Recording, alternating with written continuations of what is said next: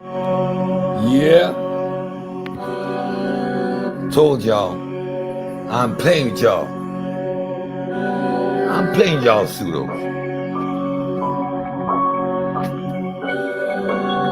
Always the same shit.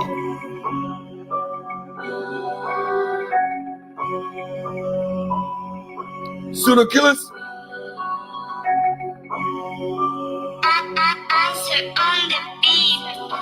Slide on a pseudo any day of the week. Got them running scared, demonstrating their weak. Turning up the pressure, now they feeling the heat. I'm stopping all these niggas, man, call it a feat. I got my Nike on and run these YouTube streets. I'm racking up the bodies, man, one at a time. I leave a bloody mess at the scene of the crime. Hunting to the blood, I'm always on my grind. Call me single love, got one thing on my mind. Die, single die, single die, single die. Nowhere to run, you got nowhere to hide. Die, single die, single die, single die. Ain't even no shells, don't need no alibi. Die, single die, single die, single die. I can see the fear hiding in your eye. Science is undefeated and we standing tall. Crushing all the time and building narrative wall. All that's in coming, what's wrong with y'all? Swing my battle axe and we watch them fall. I leave busted, battered and bruised. Crushing fragile egos, they call it abuse. I put the belt to ass, it's like you're born to lose. You're about to pop a vessel, about to blow a fuse. Your niggas always thinking, but I'm never confused. I'm hunting through the blood, I'm always on my ride. Call me single love, got one thing on my mind. Die, so die, so die, so die. Nowhere to run, you got nowhere to hide. Die, so die, so die, so die. Ain't even no shells, don't need no alibi. Die, so die, so die, so die. I can see the fear hiding in your eye. I see all the hating, it's fine by me. You pseudo-laying scammers are my enemies. All the misinformation is a tragedy. Now I'm in them garden pulling up the weeds. Y'all be the sickness like a fucking disease. I'm a pseudo-killer nigga, got the remedy. So I do this for fun, completely for free. But watching pseudo die is joy for me. So I'm always pseudo hunting, I'm always on the grind. Call me single love, got one thing on my mind. Die, pseudo die, pseudo die, pseudo die. Nowhere to run, you got nowhere to hide. Die, pseudo die, pseudo die, pseudo die. Ain't leaving no shelter, don't need no alibi. Die, pseudo die, pseudo die, pseudo die. I can see the fear hiding in your eyes. Y'all just ain't ready to deal with a pseudo killer nigga. You gotta come with all your flim flam, bullshit, narratives, get crushed every time. Stomping on you niggas every time. Whoa, so look, bro. Before last week, sometime in the middle of last week, before Thanksgiving, I did a quick recap or rewatch of NaSI Yashuvel versus Seti. We only went through the first portion of that debate. This is part 2. We're gonna finish this with the second half, and it only gets more Pseud after that. And like I said, I gave NaSI Yashuvel the first round. And then I give then I mean I still believe I'm a spoiler alert. NaSI Yashuvel won this debate, even though both sides were pseudo. NaSI Yashuvel was at least more succinct, and his argument attempted to attack the premise.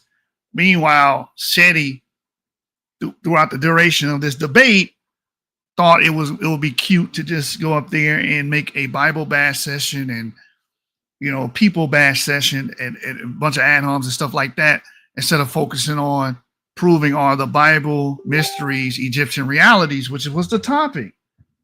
So he was the affirmative, and he never set the affirmative. He never confirmed. He never gave the grounds to the affirmative. Literally left the door wide open for NaSI Yashuvel, and as soon as NaSI Yashuvel got in the house, he shut the door pretty convincingly. But again, like I said, I watched this debate for comedic value, because what my man Pots and Pans, Sarah Suit and City was saying was just hilarious, man. It was a lot of quotables from this debate, classic debate. Go hurt us what you niggas was, which is funny because ancient Egyptians were literally herding animals. They were herding goats. They literally, were built off pastoralism and agrarian lifestyles.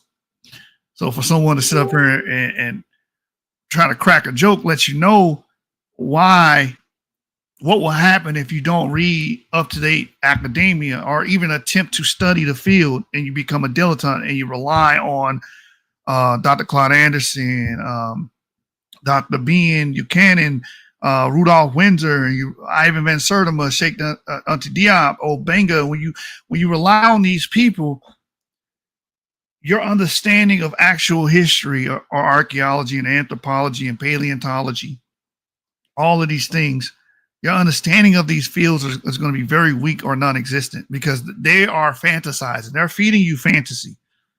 And that is the core issue. It's the source material that these people are deriving their information from.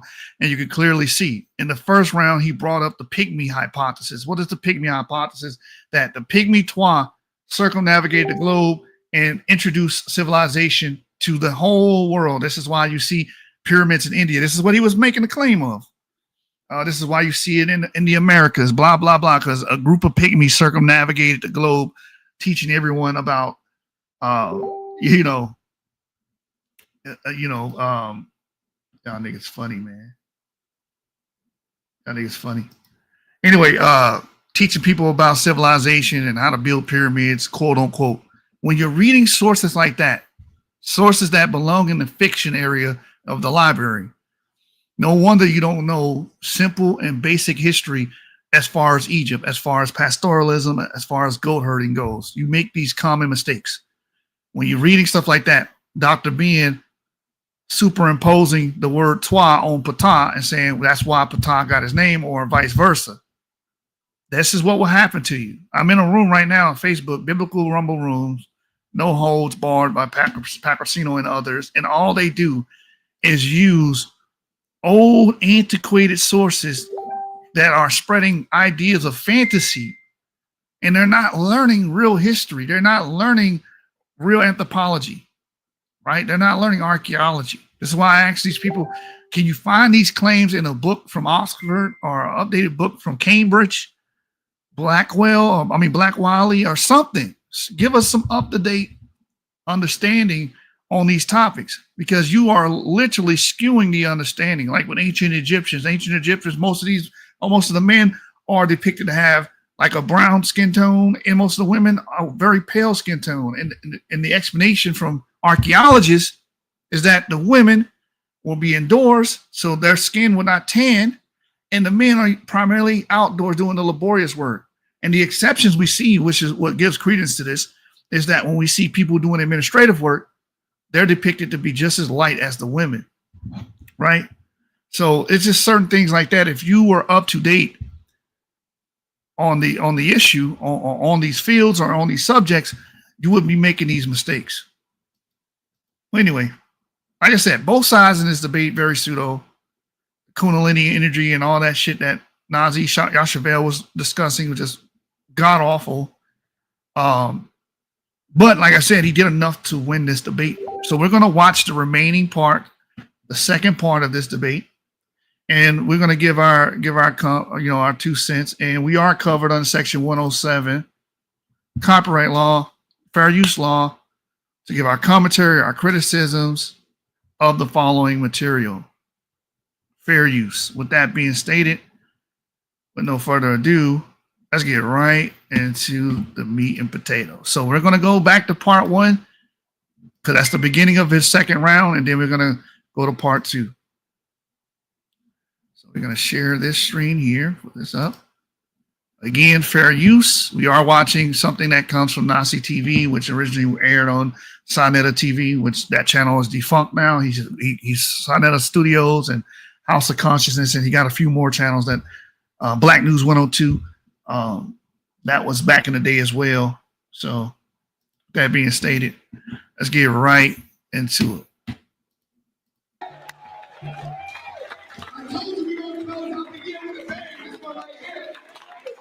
I think this is a powerful event. We definitely learned something in here tonight. How many minutes? Yeah. Wait till you stop. He's waiting for you. Okay. All right. Now, we're going to deal with the father of the nation. Abraham. Not Abraham. Abraham. Damn. That's just a dagger, baby. His name ain't Abraham. What is it? Come on, bro. You know better than anybody. It's Abraham. I can see my man over there. Really? He played that card. That right there shows you. That right there shows you the underlying science from Kemet that they stole. Because Ham is symbolic of Egypt in the Bible. That was his domicile in Egypt. And you can go, I'll take you right to it. I'll take you right to it. And the thing that I want y'all to know, and I'm going to get out the Bible, I'm going to stay in it for a minute because that's what the topic was. I stayed on the goddamn topic, okay? And I at least took the time to scan the damn book in. Now, the man is not good with references at all, but he's a damn good typist. God damn, he could be a head secretary. All that damn typing he did. That man typed the whole damn book on that damn book. Nigga stupid. But yeah, he actually gave credible sources. You spent the majority of your debate talking about how the biblical figures were mean, the stories are mean to African people, and Canaanites are seen as the representing African peoples. And it's a story about Caucasoid peoples taking the land of African people. That's literally what your first round was, and how pygmies started the spread, went out throughout the globe spreading civilization. That was your first round. Nonsense. Again, the topic is, are the Bible mysteries Egyptian realities? Still not touching on it. Right here is a horrible point, and you guys are going to see NaSI Yashuvel is going to rebut this, easily, because he did some pseudo-linguistic work, which is Dr. Ben Obenga and Diop's field, right? Pseudo-linguistic. They do a bunch of, these names sound the same. They must be the same. They do a lot of false cognitive shit, right? So, anyway, Rasta Priest, I'll answer that in a minute. So he says Abraham, not Abraham. So, see, this is making reference to Ham. It don't even make reference to Shem. No, that's not how linguistic works. Just because you see a word that sounds similar or may look similar in English or some shit does not mean that's the origin or the proper etymology. This is the level of scholarship that existed and still exists today in this community. So Rasta Priest says, hi, autosomal Eurasian DNA of Tanzanians and Kenyans. What is the percentage and how they get it? Real quick, the ancient Tanzanian farmer had like 40% going shooting from the hip, and the Kenyan around the same 30-40%. And how did they get it? Because people migrating from the north, primarily Egypt, made their way into successful waves over time going southward. And these people were heavily Eurasian. So as they mixed with people, they left descendants that were admixed as well. Quick answer to that. Quick answer, shooting right off the hip. Now let's get back to this video.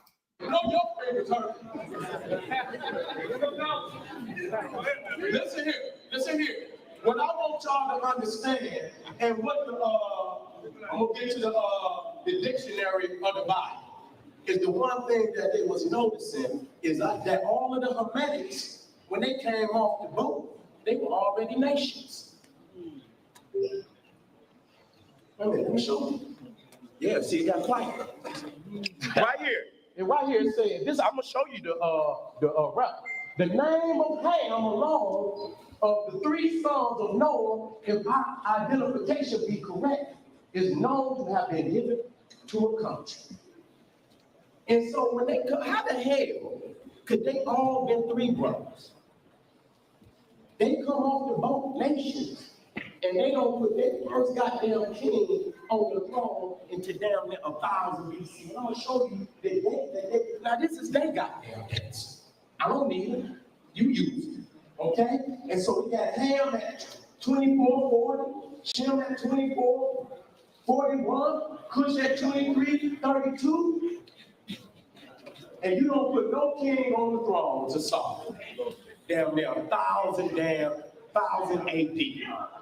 That's damn near 1500 years later. How the hell did they come off the both nations And y'all didn't have a nation to down there a millennium and a half later. How could they be brothers? That's a force fit.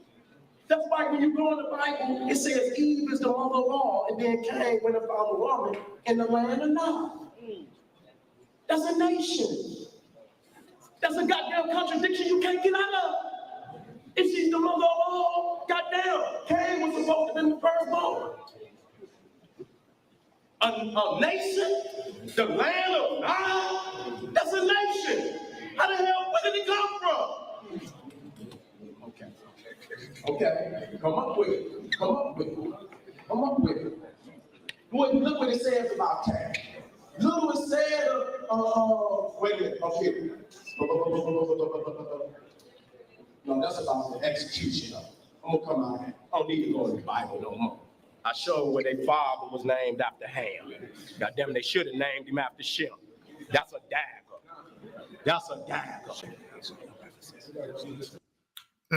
That's not a dagger. And again, if the title of this debate was, are there inconsistencies in the Bible? Maybe you have a point.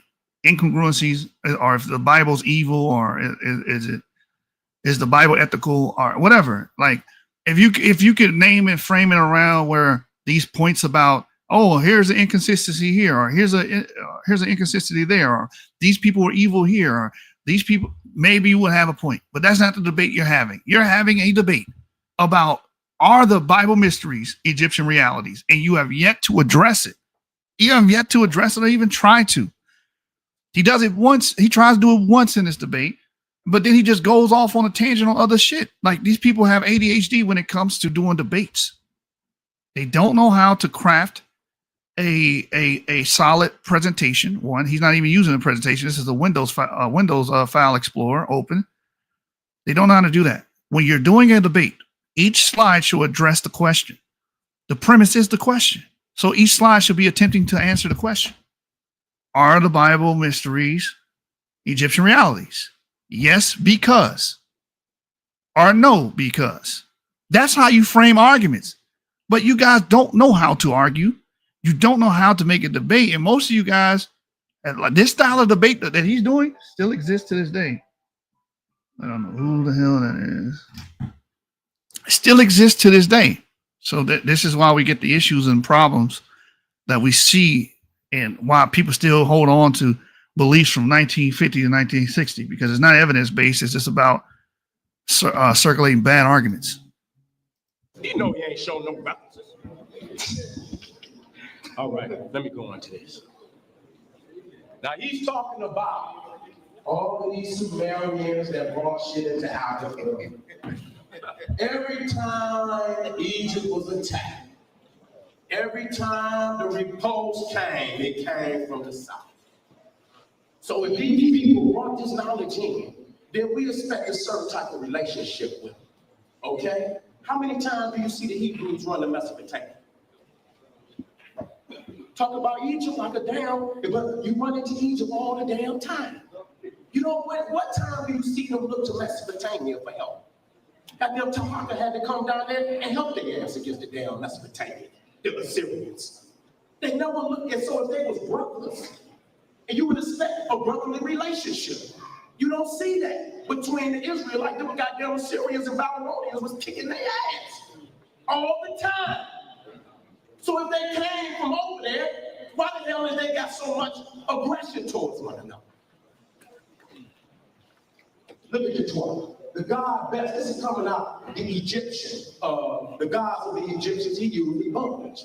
Now what the cracker said, the god best, the first god anthropomorphically depicted, it is the primitive human form of horse one, best horse being the earliest type of the pygmy patah. The human type was not given to any before patah. So now he's reading Dr. Ben to you. This is from Dr. Ben's book, The Black Man of the Nile Valley. And in this source, it is saying that the pygmy Twa is literally the pygmy Ptah, an Egyptian god. It's literally saying that. This is terrible scholarship, right? This is lookership. Oh, the word Ptah sounds like Twa, so we're going to say that's the origin of it. Civilization comes from the Pygmy-Twa. This is the rationale that he's using. Right? Y'all cite these old books, old outdated Dr. Ben books and Diop books, and don't even question and criticize it. But when you're met with actual science, actual up-to-date scholarship, you want to criticize and question every goddamn thing. But this, you accept it wholeheartedly. No questioning, no nothing. Silly. So that the Lord showed that the ancient Egyptians left indelible proof in their mythology of their descent from the first human, which was the pig, which was the Twa. So he's saying the Egyptians came directly from the Pygmies, man. And this is his whole claim of fame. And the only reason they're doing this is because, oh, Pygmies black. We know they black. So they came from a black African people. Terrible, horrible argumentation. And so you see right here, which he won't show, where our peoples is still located today, in the Congo. They are the masters of the rainforest. They are the masters of medicine. And that's why when Imhotep was deified as the god of medicine, his father was Ptah, the Twa, the god of medicine. And you see our people, it still got the evidence where they can sustain themselves. They ain't looking for no goddamn god. They doing it for themselves. They doing it for themselves. Right. They sustain themselves. So you see right here, the area where the Twa is today. Now, when you go to Tasmania, the last Tasmania, you will see they were the little short Twa.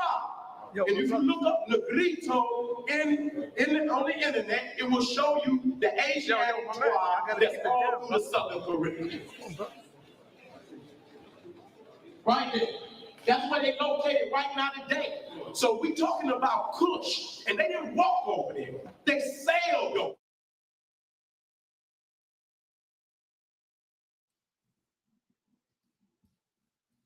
So that was the end of his round. Hold on. That was the end of his round right there. Hold on. So now I believe we're on part 2, and it's going to continue. I got it on the exact minute marker here. So Rasta Priest, this video is not about this, so you're kind of deterring the video. So my quick search shows that NaSI showed 20% Eurasia, and that is the highest in Kenya. There is no, I don't know what highest you're talking about. Are you saying the highest in Kenya and Tanzania? It says they got it from neighboring Cushitic communities, not directly from Egypt or the Middle East. Got you. You probably AI'd that shit. So again, here's the paper you need to read. Social stratification without genetic differentiation at the site of Columinardi in Christian period Nubia. That's one paper out of like 5. But just go read that paper real quick. You'll get an understanding. The reason why Cushitic people, the reason why their surrounding population have it is because either Egyptians or people related to the Egyptians migrated southwards. There's the paper. Go read it. You're not going to get it in a quick AI search. Well, you know what we can get in a quick AI search? When he said that the Pygmy-Twa did not have gods, just went to type in Twa gods.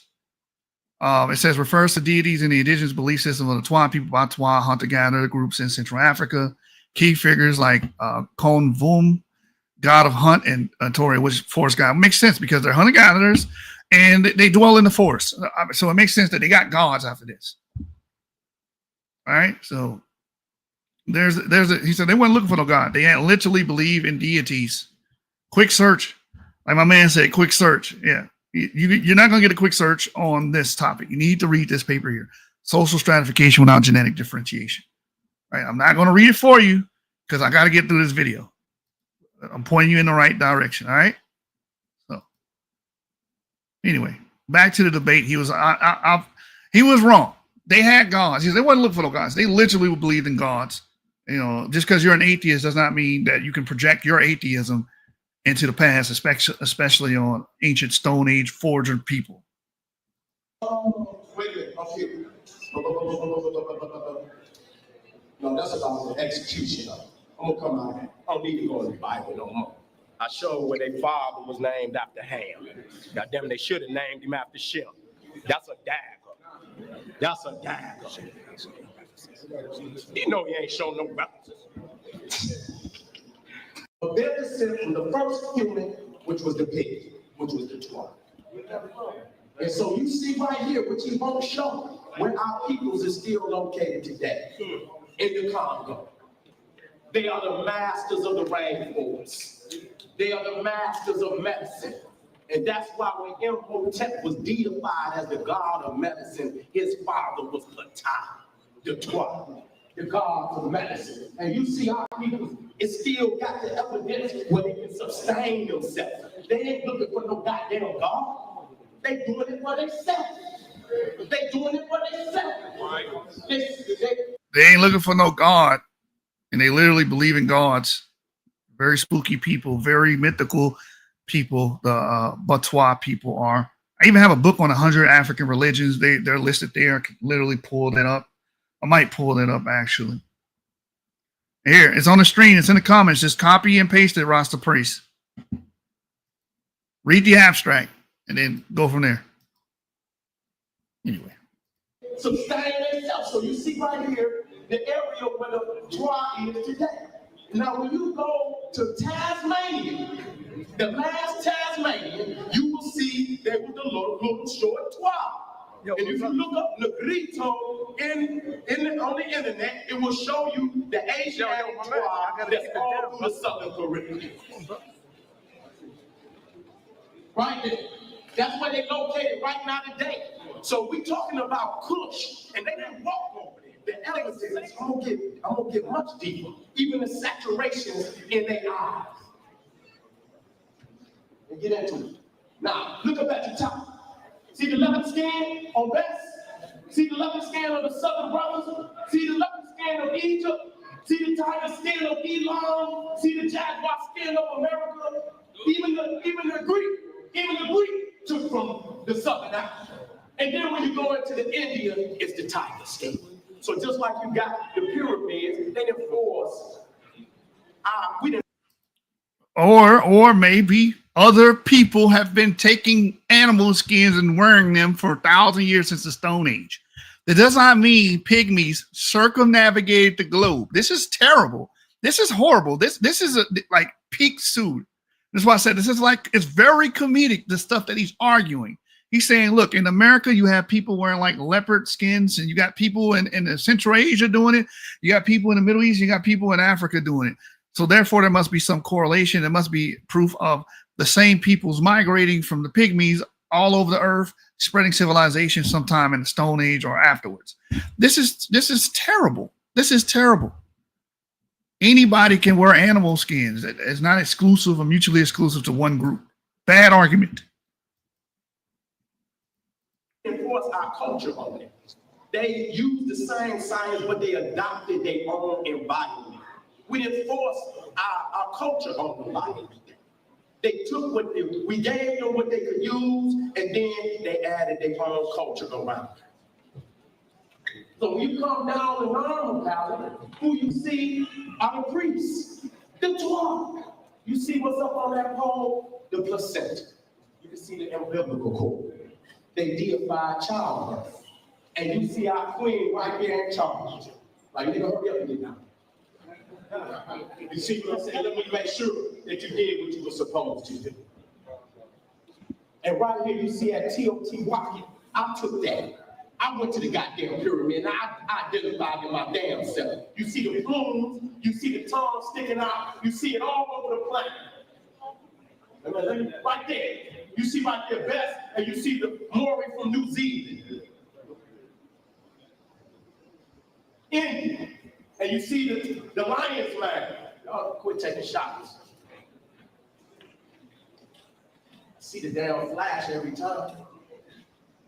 You see it in the Olmec calendar. See, I make you want to take a shot. I make you want to take a shot. I like that. You see it in India. You see it on the Greek sheet.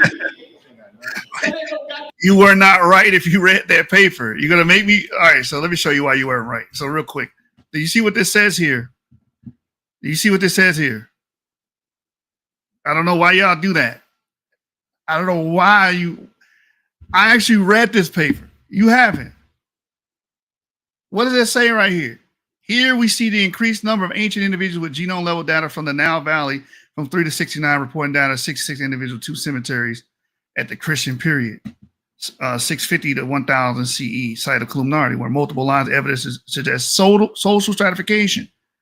Clunardi Nubians had 43% Nilotic related ancestry, individual variation between 36 to 54%, with the remaining ancestry consistent with being introduced through Egypt. Introduced through Egypt. So you didn't read it. Have a good day. You don't fucking read. It's that simple. And no, I'm not going to do a whole video breaking that down for you. I'm not here for that. That's what it is, nigga. It's all around the world. Now show me your way all the way around the world. Show it to me. Don't write that shit up there. Show it. A picture is worth 1,000 words because you can go see that for yourself. It's real. It's real. It's real. It's real. You can even see it in their eyes. You can even see it in their eyes. You'll see. Also, with his Tasmanian example, the Tasmanians are literally derived from Australoids. Here's your Australoid ancestry here. Again, separate from Pygmies, don't have anything to do with Pygmies. They're their own distinct group, and they've been in Australia. You see that? About 50,000 years. 50,000 years, different haplogroups, different ancestry. Again, Pygmy-Twa are mainly of the haplogroup B group. There is some E1, B1A through introgression, but mainly they're E1. They're B, they're haplogroup B, M160. So we know what type of males were a part of the Pygmy-Twa versus the type of males that are involved with your Tasmanian population or your Australoid population. Look, haplogroup P, M428P, S, and haplogroup O, which many men from China share haplogroup O. Their closest relatives are from the mainland East Asia and not Central Africa. They are not hunter-gatherers, like my man said. Well, Rasta priest, I can't help you because if you don't understand how Eurasian genes get further south, I'm explaining to you through successful waves of migrations coming from Egypt, going south. What's the first place they're going to go? What's the first place they're going to go if they're going south? Sudan. That's Nubia. Then where are they going to go after that? I'm going to help you out. I know most of y'all reason like children, so I gotta talk to you like you're a child. This is how these type of genes make their way to Tanzania and Kenya. See how easy that is to get? I know it's hard for y'all to understand shit. Y'all reason like 2-year-olds. Oh, it says Nubia. Yeah, they have to go through fucking Nubia first in order to get to anywhere south. That's why Cushitic people have it. The Horners have it. Somalis have it. Tanzania and the Kenyans have it. The Luya have it because of these successful waves of migrations. Anyway, you came here to argue. He said Kenyans and Tanzanians do not have 30 to 40% Eurasian DNA. I did not say that. I said the ancient formers of Kenyans and Tanzanians have 30 to 40% Eurasian DNA, and I was shooting from the hip. So if you type in Tanzania former, I think it's Wang wrote the paper. Easy shit. This is what happens when you don't fucking read and you don't pay attention. Watch this. Kenya and Tanzania. Maybe Tanzanian farmer. Tanzanian farmer. I think it's what, 4,000 years ago? Eurasian genes.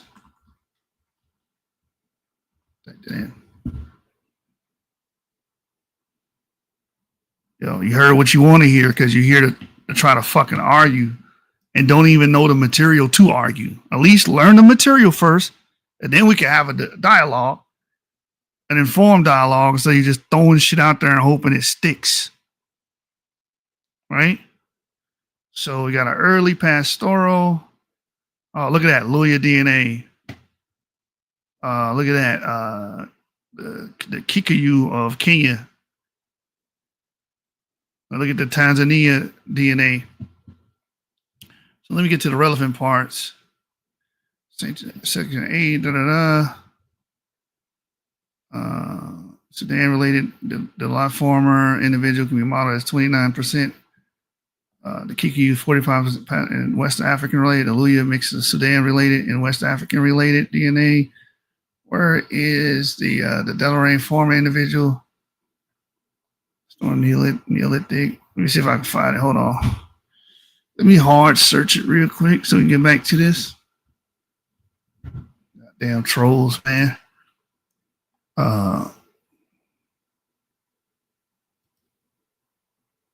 Anywhere could have been present in Northeast Africa for many thousand years. We use to calculate individual study. We lack genetic data for phylogenetic adjacent reference groups, blah, blah, blah. I can find it. Hold on. I'm going to find it. I'm going to find it. Eurasian formers, Eurasian backflow. I'm gonna let it play. I'm gonna find it. Hold on. Let me let this play. Because I got this idiot. In the land of Nod. That's a nation. That's a goddamn contradiction you can't get out of. If she's the mother of all, goddamn, Cain was supposed to be the firstborn. A nation, the land of Nod, that's a nation. How the hell, where did it come from? Okay, come up with it. Look what it says about Cain. Look what it said wait a minute, okay. No, that's about the execution of it. I'm gonna come out. I don't need to go in the Bible no more. I showed where their father was named after Ham. God damn it, they should have named him after Shem. That's a dagger. That's a dagger. You know he ain't showing no references.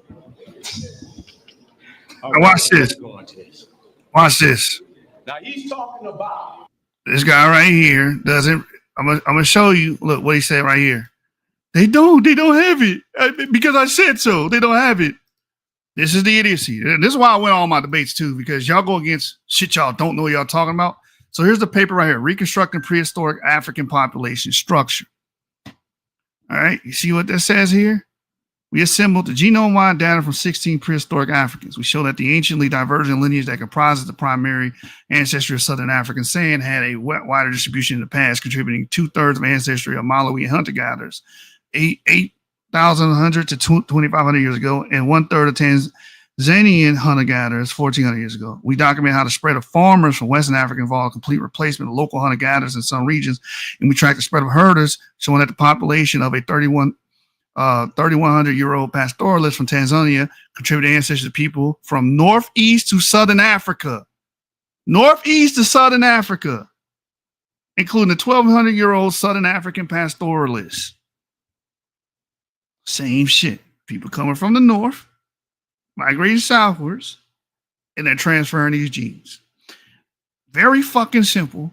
It's not hard. The reason why it's hard, because you're probably, since your name's Rasta, you're an Africanist, right? You're an Africanist. Everything has to be African. And nothing can be mixed. Sit your ass down, bro. You're in the wrong place. All of these Sumerians that brought shit into Africa. Every time Egypt was attacked, every time the repulse came, it came from the south. So if these people brought this knowledge in, then we expect a certain type of relationship with them. Okay? How many times do you see the Hebrews run to Mesopotamia? Talk about Egypt like a damn, but you run into Egypt all the damn time. You know, what time do you see them look to Mesopotamia for help? That damn Tamaka had to come down there and help their ass against the damn Mesopotamia, the Assyrians. They never looked at, so if they was brothers, and you would expect a brotherly relationship. You don't see that between the Israelites. Them goddamn Assyrians and Babylonians was kicking their ass all the time. So if they came from over there, why the hell have they got so much aggression towards one another? No, I need to fucking, I know you're a Horner and you're trying to be an Africanist. I need to insult you because you're talking about shit you don't know about. I reference ancient peoples living there and the percentage of DNA they have, and they reference. You can't do the same, so you just say shit. That's the problem. And you speak emphatically about it. You need to be insulted. I'm going to insult you. You fucking retard. You see what this paper say right here? Early Levantine farmer-related admixture. Early Levantine farmer-related admixture. And it's coming from Northeast Africa, South. Just like I fucking told you. And that's what Sirach et al. Was talking about, you fucking dunce. What does that say? Western Eurasian-related ancestry pervasive in Eastern Africa today. Right? And the timing of this admixture has been estimated to be 3,000 BP on average. And we got older dates. And even now, we even know the Kadruka were already 40%. What does it say right here, dumbass? Levantine-related ancestry in this case was 39 plus 1%. Now, I was shooting from the fucking hip. And I was right. And look what this fucker just said. Not 30 or 40%. And I'm literally reading it to you right now. Do not make another comment. I'm warning you. This dumb motherfucker, man. Fucking troll. Look at this one. The God best is coming out. The Egyptians, the gods of the Egyptians, he used knowledge. Now, what the cracker said, the God best, the first God anthropomorphically depicted is the print of human form of horse one, best horse being the earliest type of the pygmy top. The human type was not given to any before the top. So that the Lord showed that ancient Egyptians left in young proof in their mythology of their descent from the first human, which was the pig, which was the twin. And so you see right here, what he won't show, when our peoples are still located today in the Congo. They are the masters of the rainforest. They are the masters of medicine. And that's why when Imhotep was deified as the god of medicine, his father was Ptah, the 12th, the god of medicine. And you see how people, it still got the evidence where they can sustain themselves. They ain't looking for no goddamn God. They doing it for themselves. They sustain themselves. So you see right here, the area where the Twa is today. Now, when you go to Tasmania, the last Tasmania, you will see there was a little short Twa. And if you look up Negrito on the internet, it will show you the Asian Twa that's all from the Southern Caribbean. So again, that's where they located right now today. So we're talking about Kush. I know we're going over this again, but he's trying to claim that these people have anything to do with Kush. Again, Kush is, I believe, a late Bronze Age to Iron Age people. And these people are in the Upper Paleolithic, already in Australia. They're already in Australia. What are you talking about? And they are a completely different genetic signature from an East African or a Central African. Completely genetic stock of people, completely different people. They're not the same. The issue is what you guys still do today is look and see, oh, they're dark skinned. Then they're Central African, they're African, they're sub-Saharan. No, that's not how it works. Shared features does not mean direct shared ancestry. And they can walk over it. The elegance, I'm gonna get much deeper. Even the saturation in their eyes. We'll get into it. Now, look at the top. See the leopard skin on West? See the leopard skin of the Southern Brothers? See the leopard skin of Egypt? See the tiger skin of Elam? See the jaguar skin of America? Even the Greek took from the Southern Africa. And then when you go into the India, it's the tiger skin. So just like you got the pyramids, we enforce our culture on them. They use the same science, but they adopted their own environment. We enforce our culture on the body. They took we gave them what they could use, and then they added their own culture around it. So when you come down the Roman calendar, who you see are the priests, the Torah. You see what's up on that pole? The placenta. You see the umbilical cord. They deify childbirth. And you see our queen right here in charge. Like, you don't get me now. You see what I'm saying? Let me make sure that you did what you were supposed to do. And right here, you see that TOTY. I took that. I went to the goddamn pyramid, and I identified it my damn self. You see the plumes, you see the tongue sticking out, you see it all over the planet. Right there. You see right there, best, and you see the Maury from New Zealand. India. And you see the lion's flag. Oh, quit taking shots. See the damn flash every time. You see it in the Olmec column. See, I make you want to take a shot. I like that. You see it in India. You see it on the Greek shield. That ain't no goddamn mistake. That's what it is, nigga. It's all around the world. Now show me how way all around the world. Show it to me. Don't write that shit up there. Show it. A picture is worth 1,000 words. You can go see that for yourself. It's real. It's real. It's real. It's real. You can even see it in their eyes. You can even see it in their eyes. Yeah, a picture's worth 1,000 words, but you need a trained eye to know what the fuck you're looking at. You're going around telling people that, these are all pygmies, depiction of pygmies. This is proof that pygmies circumnavigated the globe, enforcing their culture, the Kushite culture, which pygmies are not even Kushites. That's just disrespectful as hell. Again, the Kushites, for people watching, are I think a late to Bronze Age. I don't think they pop up until the late Bronze Age, right? I believe they come out of Kerma, and then the people there develop into the Kushite Empire, right? But you Pseuds like to reference things like the Bible. The Bible is not, especially the first 5 books, is fictive. It's not an accurate retelling of history. So they're taking these people groups and trying to make it and condense them into people, into one person, and say, oh, this is Kush, and this is where the Kushites come from. No, the Kushites literally develop out of Kerma, I believe, again, shooting from the hip. But I can go to my handy dandy playbooks, and I can go to my book, Oxford Handbook of, I believe, Nubia. Let me open that real quick. Yeah, the Oxford Handbook of Ancient Nubia.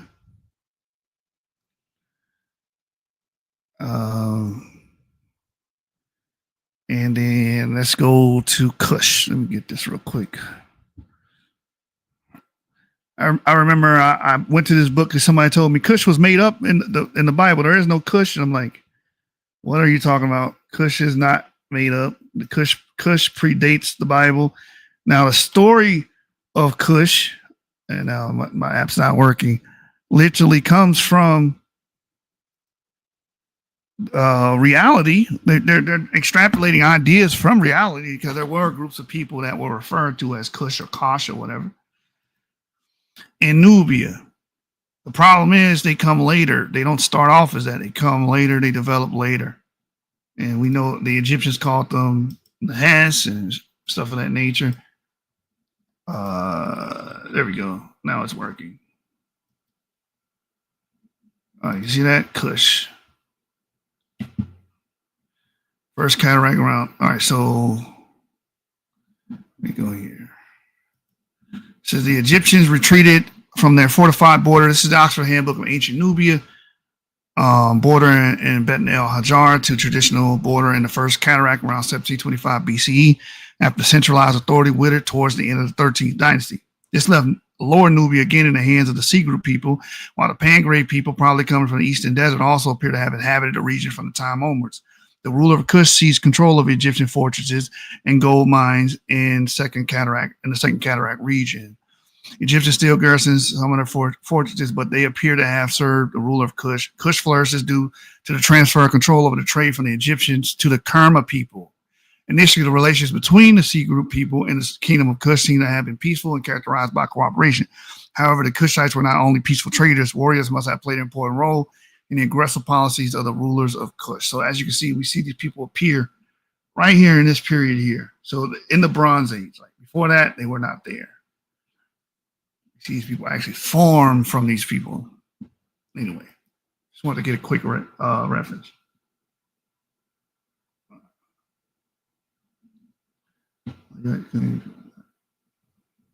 He said, he said, you are pseudo. No, you're the pseudo one because I literally showed that you were pseudo. You're not a Hebrew or a descendant of any Eurasians. I'm actually a descendant of Europeans. I'm not a Hebrew. I don't claim to be Hebrew. You're a descendant of Eurasians as well. Eventually, that's what you like to claim and be proud of, not your West Central. I have whole videos explaining my history of West African connection and Bantu connections. What are you talking about? I literally have whole videos explaining that, teaching the history of Nigerian history, teaching how West Africans got to their permanent location that they are today. I'm the person that does that. Don't know what the fuck you're talking about. You're just making shit up. And I do have European ancestry. I got Arab ancestry and all that. I know my DNA. What the fuck are you talking about? You're just saying shit. You mad because you got proven wrong.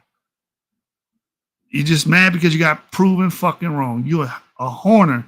And most of the Horners have high Eurasian ancestry because of people coming from the north, south. That's why. That's literally why. That's why y'all all speak downstream languages from Afro-Asiatic as well. Talk about that. Anyway.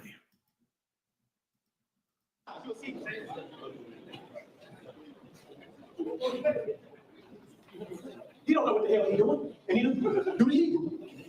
They got the basic ritual. They polluted it, perverted it, but they got it from us. Tell them to prove the educational system. We have been paid. Paper come from factory. We weren't writing on the goddamn sheet change. You got books over there. That's paper. It come from Egypt. If you was writing on the Egyptians, what the hell was you writing on? Because it wasn't no paper. And we ain't turning no 300 goat skins. And so these, just like all the Hebrews, these silly ass niggas walking around doing all this crazy shit, perverting the science. Let me get into this. This coming out the New York Times, March 1st. See how they reference up? You can go look that up a minute. You can look. I got that out of Dr. Being Black Man of the Night. You go in there and find that. He brought that up. Now listen to this. Evidence of the oldest recognized. So the point he was making was completely wrong. Because just like I just showed you, Kush doesn't come until the middle of the late Bronze Age period, right here. We're talking what? 18th century, 19th century BCE. And he's saying the Kushites made their way all the way to Australia and Tasmania and left their culture there, or forced their culture, or left their people there, or whatever, left offspring. The issue is, like I showed you guys earlier, the Australoid people have been there for at least 50,000 years. And this is a population continuity. They've been there that long. And you're saying, oh, they're these Kushite people. Well, the Kushites didn't even come into existence. As we're going to see, I'm going to read this again. It's just written testimonies record that Senseret III annexed the Second Cataract region in that Baden el Hajar between 1862 and 1854 BCE. And he established a new southern border of Egypt at Semna, the narrowest gorge of the Nile. The Egyptians fortified the frontier zone heavily in order to defend their economic interests in the south from interference from Kush.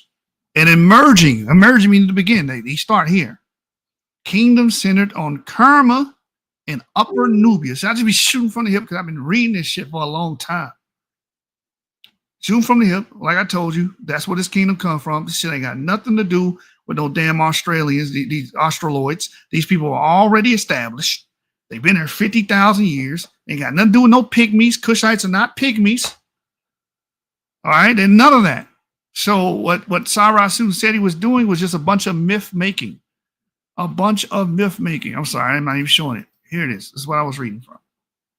As you can clearly see, Kush, an emerging kingdom centered on Kerma and Upper Nubia. Anyway, so yeah, he was completely wrong. And look, Nubian monarchy called the oldest. And look, when was this published? March 1st, 1979 in the New York Times, Royce Rensenberger. It says evidence of the oldest recognizable monarchy in human history preceding the rise of the earliest Egyptian kings by several generations has been discovered in artifacts from ancient Nubia and Africa. So this is his evidence. And that's what all these dudes do. They use this old, outdated shit. Like, see, this proves my point. And remember, he's saying these people come from pygmies, from fucking pygmies. And again, just to reiterate, Kushites are not pygmies. Preceding the rise of the earliest Egyptians by several generations has been discovered in artifacts from ancient Nubia and Africa. The discovery is expected to stimulate a new appraisal of the origins of civilization in Africa. Listen to it. I want you to listen to it. Key Seal has suspected tombs were special, perhaps even royal. Dr. Williams said in an interview, it was obvious from the quantity and the quality of the painted pottery and the jewelry that we were dealing with wealthy people. Okay? So they didn't go down in there and find a little shard like they always find. They went down in these tombs and found real artifacts made out of gold, out of precious minerals. Okay? This is evidence. They even saw the head crown, which they seen on later Egyptian deities in Nubia. They've been there. That's why they flooded the damn Sudan. So they could cut the link between Egypt and Nubia and put this bullshit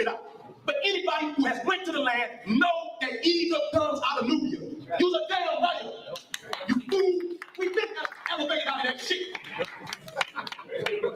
Do y'all know how many Africans have been home in the last goddamn 30 years, 40 years? Hundreds of thousands. Even babies. What's happening? Even when I was going to Kenya, it was babies like 7. You know, that was over 10 years. Them babies is 20. They got 10 years of field research. What's happening is the babies is surpassing you niggas. They going to do field research. And then they come back and you sitting there still stuck. I'm stupid. Your babies is passing your ass out. Ass on the goddamn corner. These Africans are taking their babies home now. Even the babies laughing at y'all now. And now when you go into, now this is a children's book. It's a children's book, but they can already incorporate possible founding in Nubia, earliest known marker, Mana. 3,800, they already done stuff because the evidence is there. It cannot be refuted. Bottom line, the Nile feeds Egypt. Anybody militarily gonna seize Sudan first? Why the hell was back there? They was attacking the Darfur region because they own the South. And as long as they own that goddamn river, they can damn it and cut your ass off. So I don't give a damn what you talking about. That's just facts. That can't be disputed. Sit out here and look silly. Pseudo as hell. Again, old ideas from Obenga, Ivan Van Sertima, Diop. Oh, all the Egyptians come from the south to the... No, that's not the case at all. And here's another recent paper that I shared in my Facebook group. It says North to South integration from ancient Egypt into the Horn of Africa. It says we got a Horner watching. Ancient Egyptians are not the product of sub-Saharan Africans traveling from south to north, but the opposite is true for Ethiopians, many of which are descendants of people migrating from Egypt southward. And here's the quote from the paper. The inferred timing and source admixture related to Egyptian and West Eurasian-like sources starting around 100 to 125 generations ago. This is 2,800 to 3,500 years ago. As in previous findings, is consistent with the significant contact in gene flow between the peoples of present-day Ethiopia and northern Africa, even before the rise of the kingdom of Damat, or however you say that, and the interactions with the Saba kingdom of southern Yemen, which traded extensively along the Red Sea. This timing is also consistent with the trading ties between the Greater Horn and Egypt. Now remember, Egypt had obsidian, so they were traveling there. They knew where the Horn of Ethiopia was. They were traveling there and gathering obsidian, which we know comes from Ethiopia. It says dating back only to 1500 BC, when a well-preserved wall relief from Queen Hatshepsut, Deir el-Bahari temple shows the ancient Egyptian seafarers heading back from an expedition to what is now known as the land of Punt.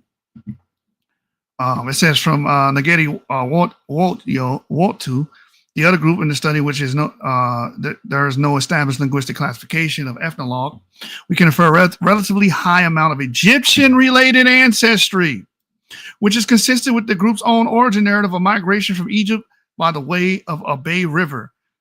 The ancestry proportions and admixture dates inferred in the Nagedi Woito, excuse me if I'm butchering that name, I don't speak that language, are similar to those for the Beta Israel and Agal, whom some scholars have proposed possible genealogical relationships with and show the highest average similarity to Afro-Asiatic Semitic speakers.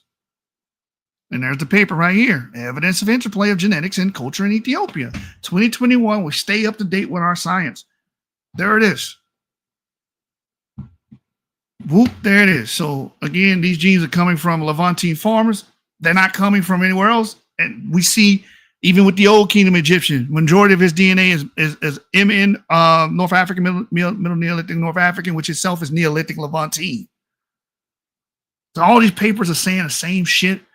It does not say that Egyptians have a large influx of Dinka-related DNA or sub-Saharan DNA or Pygmy-related DNA. It doesn't say that. We don't find any evidence of a large, huge, sweeping migration from the south. We find evidence of a large sweeping migration or post-migrations, which is waves of migrations, groups of people over time vasculating this greater area known as North Africa. This is why Ethiopians have Eurasian DNA. Sudanese have Eurasian DNA. Tanzanians, these people have these Eurasian DNA because of this gene flow event where people migrate southwards. That's simple. So the evidence is not there to prove what Diop them been saying. Oh, they all came from the south. It's 2025, about to be 2026. It's time to update your shit. VM. Like, for real. Shit is getting goofy. Now, if we go to the book, let me show you this. If we go to the Oxford Handbook of Ancient Egyptology. Handbook of Egyptology, excuse me. And it's hard search Obsidian.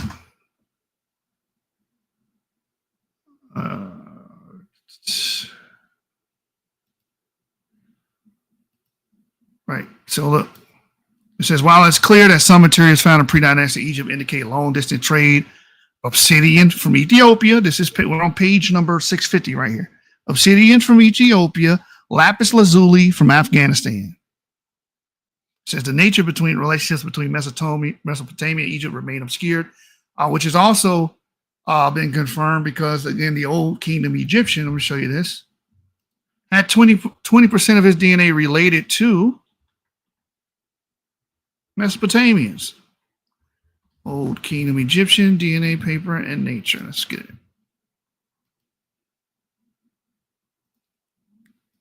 As you guys can see here.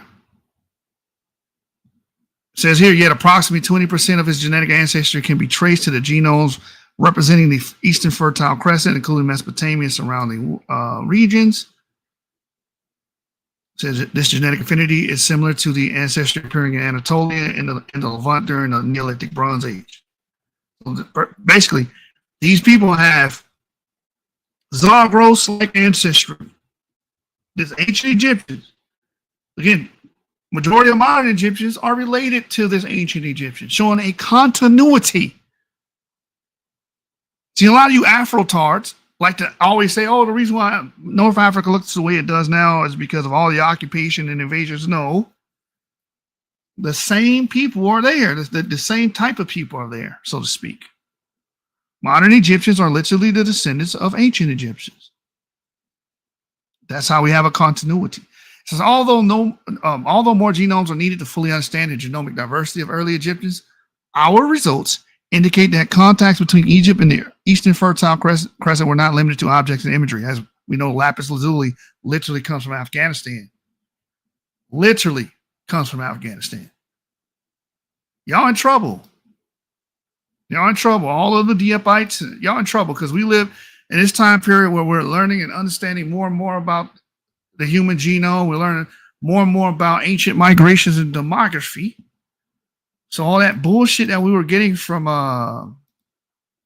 the Diepites and Bangas and Dr. Ben, it definitely can't stand. You have to be a damn demagogue at this point, or ideologue, and just ignore all the evidence and be like, oh no, I don't care what they say. Fuck the cracker. You know how y'all do.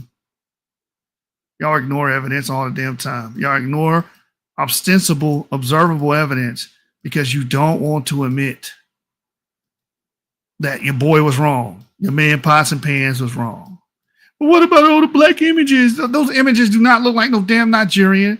Damn sure don't look like Dinkas.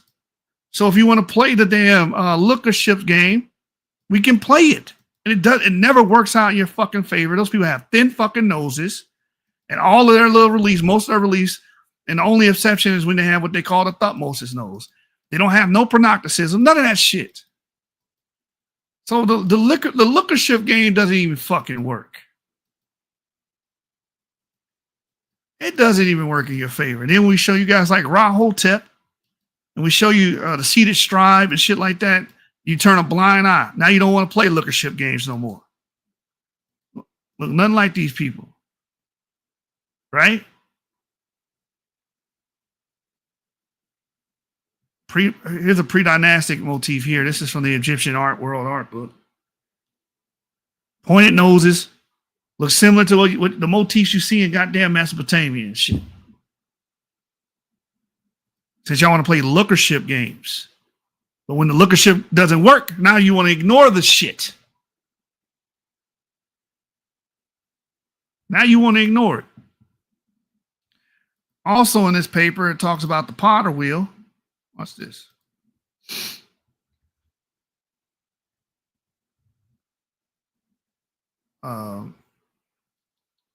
As you can see here, it says, yet more archaeological evidence shows that trade connections existed across the Fertile Crescent since at least the 6th millennium BCE, not earlier, with the advent of the Neolithic package, such as domestic animals and plants. So we're seeing goats, caprines, cattle, all coming in from this region. All right. And you even see exchange going the other way because I think the donkey comes from the Horn and makes its way into the Levant. Cultural exchange continued to develop through the late 4th millennium BCE and growing with the growing Sumerian civilization of Mesopotamia. This period overlaps with the appearance of additional innovations in Egypt, such as the pottery wheel and the earliest evidence of hieroglyphic writing in the form of ivory tags and tomb Uj at Abydos, dating about 3,320 to 3,150 BCE. But you stop doing it, do what I tell you to do. All right. Anyway, yeah, that's it for the part. Okay, right here. The genetic links with the Fertile Crescent also mirror previously documented cultural diffusion, such as the domestic plants and animals, writing systems, and the pottery wheel. Open up the possibility of some settlement of people in Egypt during one or more of these periods. There it is. Whoop, there it is. Whoop, there it is. So it's over, man. It's over, bro. Y'all had a good 70-year run of bullshitting. It's time to stop bullshitting. And you see how people's on boats. If goddamn well, you can read all the shit you want. They gonna show me some goddamn people's on boats.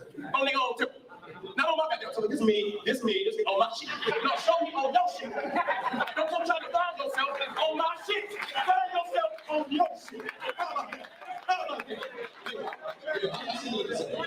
see you in the Pacific. Now let's look at the industry that the Nubians is bringing out.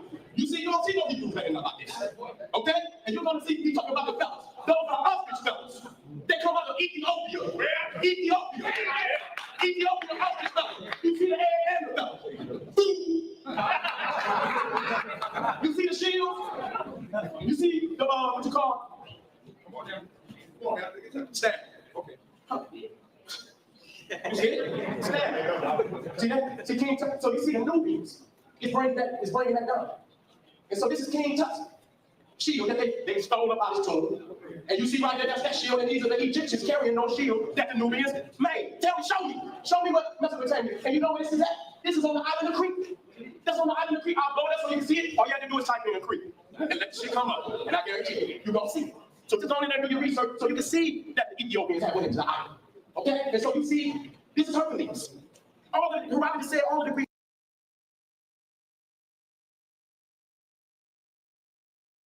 He said these Greek people are getting their shields from Nubians. Was I muted this whole time? God damn it. He said these Greek people are getting their shields from Nubians, man. That's just, again, lookership. Again, they don't do the lookership when it doesn't work in their favor. They get away from lookership. They don't want to look at images no more. They want to analyze images. When it doesn't, placate to their needs of a racialized Egypt being all black and shit, then they don't, It's like I always go to the seated stride right there. Does that look like somebody from Nigeria? Hell, does that look like a Dinka? No, it don't. So early dynastic Egyptians. Not to say that you didn't have any Egyptians that had variation. No one's saying it. But the point is, y'all overlook shit like this because you have this racialized idea in your damn brain. There's racial diffusion in your damn brain. Idiocy. Complete and utter idiocy. Came from Egypt. That's why they black. Now, this is a Roman emperor. You see that curl in his beard? This is a pure cracker out here. He ain't got no curls. Why the hell do they never show you the Africans that was in Greece that started it? Who put that damn curl in that man's head? He said the Africans were in Greece and they started it. What? Don't even look, and he's not proving anything. He's just saying, who put that curl in that man's head? People have curly hair. What the fuck are you talking about?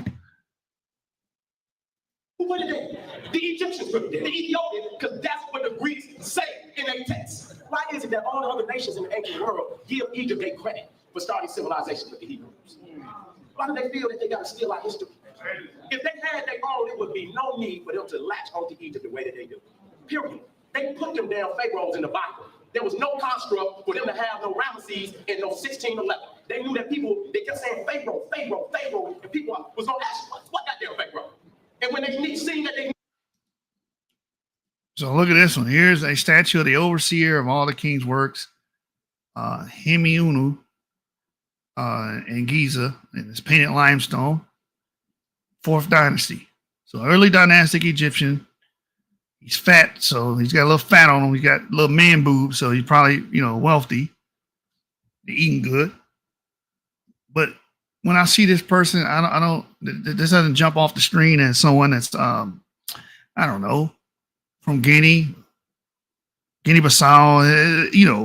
Burkina Faso, or not, or fucking Nigeria, or Cameroon, or Angola. I don't think. Does that like a pygmy twa? He said these were pygmy twa. The word patah come from the twa. Again, all he did was do a bunch of lookership, but let's play the lookership game, and you tell me what the fuck you see on the screen right there. That's an Egyptian statue. Oh, no, I don't want to hear it. Now you don't want to hear it. Now you don't want to do the lookership shit. You don't want to do it no more. You can't stay in lookership when the shit don't fit your fucking racialized agenda now, don't you? Silly. Very, very, very silly. Let me get to this so I can watch my Cowboys play the damn Lions, man. Anyway, back to this shit. They add that shit in there. Research. They didn't get no damn metal never into the Rosetta Stone. And that was in the late 1700s. And so you see what the Africans had conquered in all the world.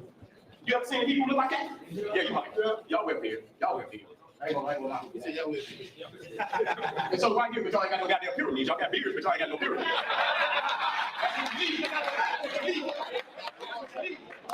I'm going into India, and like I said, when you talk about all the ancient civilizations, that shit was the worst. They keep saying that it come out of Mesopotamia. I'm gonna show y'all. Y'all wanna play games with me? Let me go in here and show y'all the ziggurats. Get it right now, get it right. Oh, get it right, baby. I got to. I got so much stuff I can't use. That's firepower right there. That's firepower.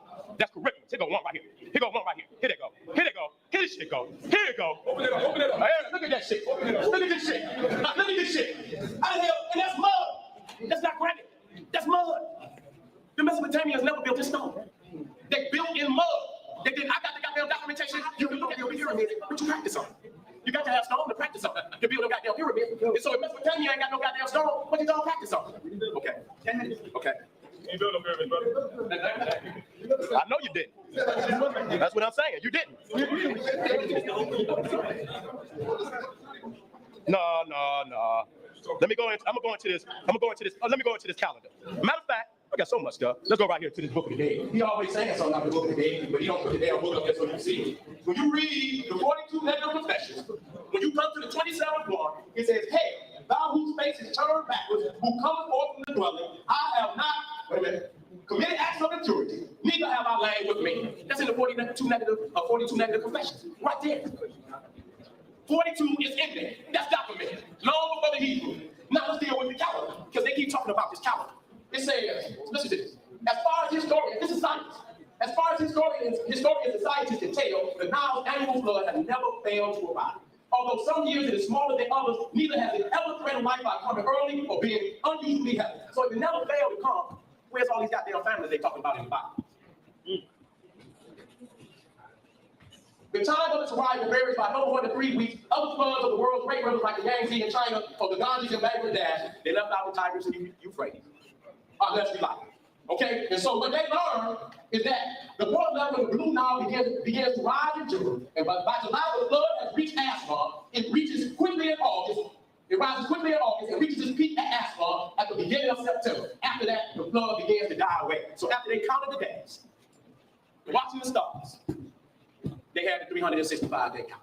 All they had to do is count them. And you see right there, the calendar on the wall. You see the calendar, now show me a Hebrew calendar on their wall. Don't come up here and put a whole bunch of Egyptian shit up there. Put some Israelite shit up there and show us. He got all these Bible up there, but he put all Egyptian shit up there. Now this is Herodotus. Listen to this. He went into Egypt around 450 BC. Thus far have spoken of the authority of the Egyptians, and their reason. They declared that from their first king to the last monarch, and if y'all take one more picture, I'm gonna put you out of here. One more. Whoever it is, you're going to get up out of here. Because I asked you. That's respect. They declared that from their first king to the last mentioned monarch, the priest of all, which they called Pseud, was a period of 341 generations. Such at least they say was the number both of their kings and of their high priests during this century. Now 300 generations of men make 10,000 years, 3 generations filling up the century, and the remaining 41 generations making 1,340 years. Thus the whole number of years is 11,340. That's the Egyptian dynastic period. This is what the priests told Herodotus. Not when nobody got up there and interpreted for themselves. And that was at 450 BC. That's 450 BC. But up to that. Yeah, he was wrong. Because Egypt does not have a dynastic period that's old as old as 11,000 years. Again, what does this have to do with our Bible mysteries, Egyptian realities? Non sequitur, off topic. You're supposed to be trying to explain how the Bible mysteries are Egyptian realities. Instead, you're going on tangents about, oh, this priest in 450 BC told the Greeks that the dynastic period lasted for 11,000 years, which is emphatically wrong. It's just a fucking claim. We know that the dynastic period starts about 5,000 years ago, right? It ends like, it had about 2,000 or 3,000 years of existence, not 11,000 years. So that was an exaggeration. That was a hyperbole. Fear my name, shall the Son of Righteousness rise with healing in his wings. And when you look right here, you see Son is what? Capitalized. If you only capitalize something, if it's a person, a place, and a thing. The Son is God. Y'all believe in the Son. The Hebrews worship the Son. Yahweh is just a front of the religion y'all stole out of Africa. Here we go. Mount Abraham. He keep talking about we fight the Khazar, the white Jew. We are, because this shit is in the Bible. This is what y'all, I didn't go out and got some goddamn Khazar book. This is the Bible. This is where they say that they come from. Yes, sir. That's where the Noah's Ark land. Yes, sir. Yes, sir. It's in there. Yes, sir. Yes, sir. Yes, it is. Quit lying to yourself. Quit lying to yourself. For the Lord God is a son and a ship. It's Adam and Eve. Adam and Eve was put out of the garden. Africans was never put out of the garden. We still there. That's a paper book. That's a paper book. That's a paper for everything. This is a different verse. Still dealing with the fact that the Lord is a son. This is a lowercase. But it said that the Lord God is a son and a shield. And you look at Adam, you see, and Eve, they got on a caveman dress. See? And so when you go back to Mount Abraham, you see right there on the other side of the Caucasus Mountains, that was the first area which them goddamn cavemen came across the mountains. Came right across the mountains. Yeah, I see it. Why? I ain't you, bro. You can get up there next, though.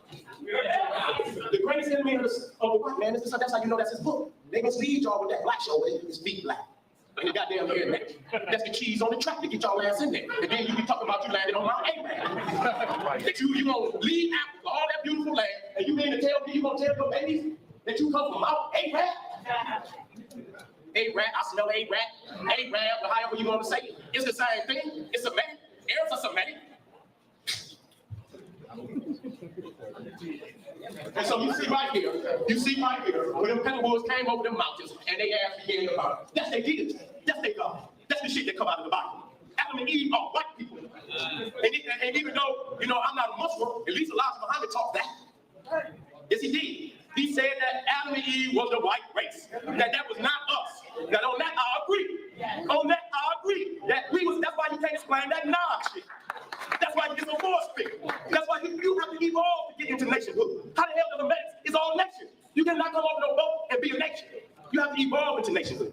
How are they so more of that? Because it's a force fit. They are trying to force fit Africa into the Bible. Wait a minute. Let me get this last.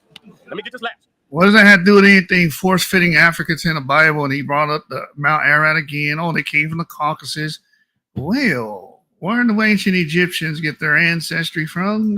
I already showed you they got Zagros-like ancestry, and it's as old as the Old Kingdom. But, we can look at animal husbandry, like I brought up earlier. I put this in my post too. Animal husbandry requires pastoralists. If the livestock of ancient Egypt derives from the Near East, then expect gene flow from outside of Africa.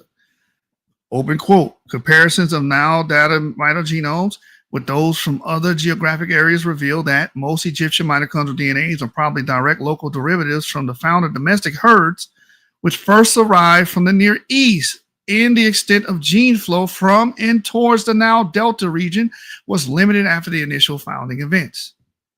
So again, we can see this direction is coming from the Near East into the Nile Delta. It says haplogroup Q1 was found among these founders, thus providing underwent domestication in the Near East, together with the founders of the T clades. And there's your paper there. It's very clear. The cattle come from the Near East.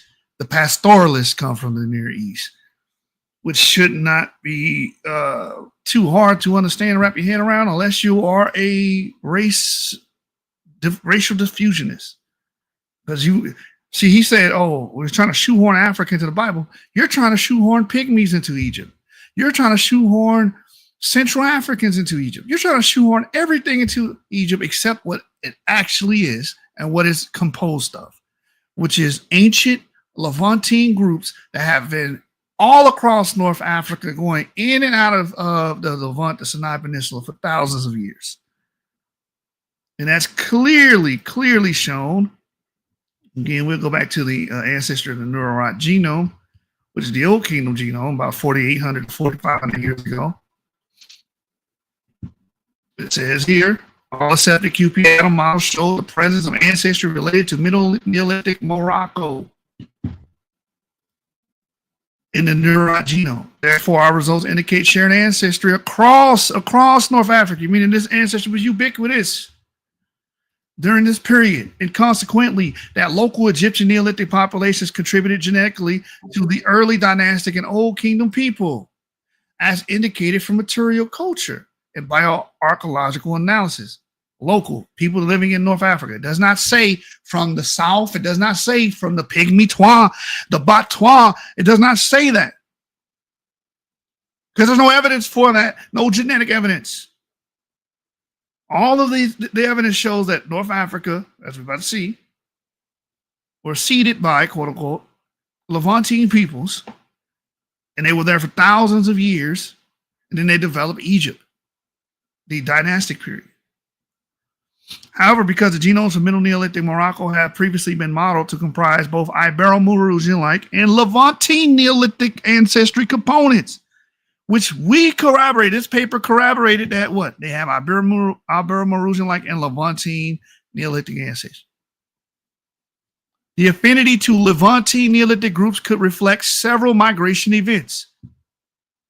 To explore these alternative hypotheses in detail, further ancient DNA studies on the Bronze Age genomes from North Africa are required.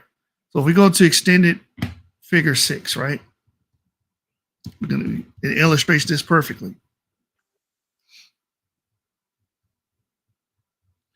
There it is right there. Neurot 001, as you can see, it has Zagros Neolithic ancestry, so ancestry from Mesopotamia.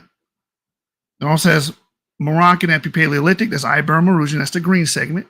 And the rest of it, the brown segment, is Levantine DNA. Levantine DNA. That's your ancient Egyptian genome that y'all don't want to fucking admit. You don't want to admit it. Why? Because you want the Diop shit to be true. You want to warp reality to fit your fucking sick ass damn racial diffusionist arguments and beliefs.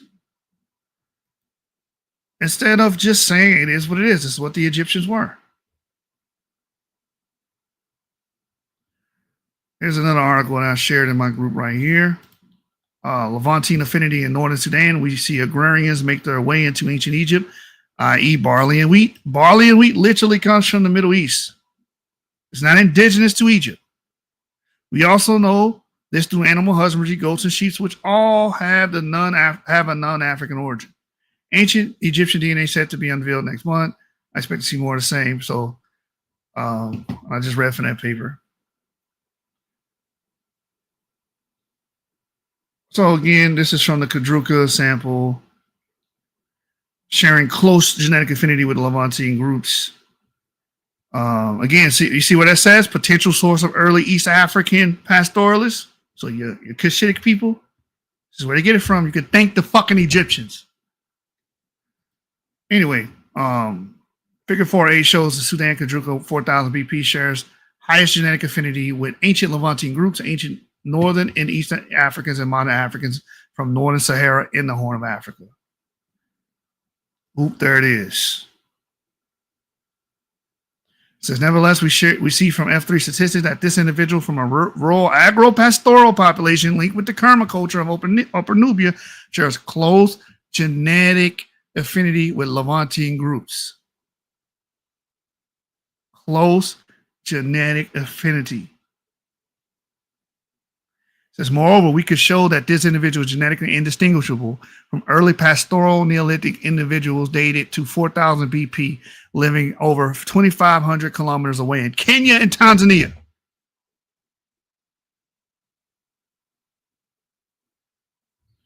Whoop, there it is. Let me get this last. Whoop, there it is. It's quiet in here. No. Okay. Now what you're looking at right here is Dubai. That's Dubai. Okay. Go.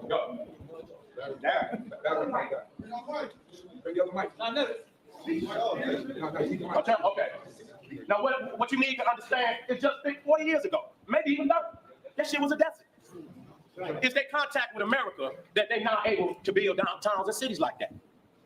So when you say you learned in all the wisdom of the Egyptians, hey, you're going to have to prove that. It's just like saying them people right there is learning all the wisdom of the United States, but they can prove it. That's Chicago. United States was the first place where the modern skyscraper began.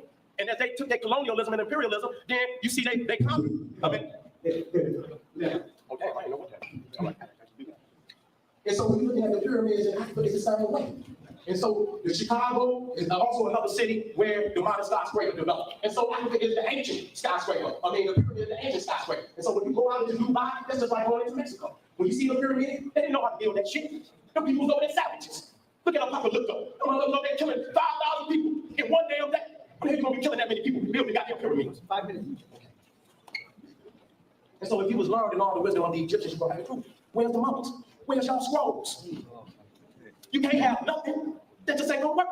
Because this is what if you laid in these schools, I mean, we're the best, but we know how to speak English, we know how to write, because we got blacks that got books in this society. Well, y'all damn books at? Let me show y'all this before I get out. Let me show y'all the distance between Moses and the oldest text that they have in Hebrew. Let me see where it's at. I got so much stuff in here, it's ridiculous. Let me take my time, fam. Let me give you this one. I'll wake you up. But now, O Lord, thou art our Father, we are the clay, and thou art potter, and we are all the work of thy hand. That's the noon. You mean to tell me y'all was in there for 400, and I'm not supposed to think that y'all saw that? And that's one of their major deities?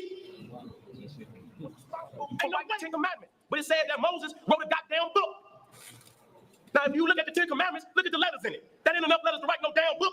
That ain't enough words to write no book. So if Moses was the first author of the Bible, goddamn it, where did he get the language from? There was no Semitic that they give credit to writing no books before Moses. Moses is the first literate Hebrew. Show me any Hebrew with some writing before Moses.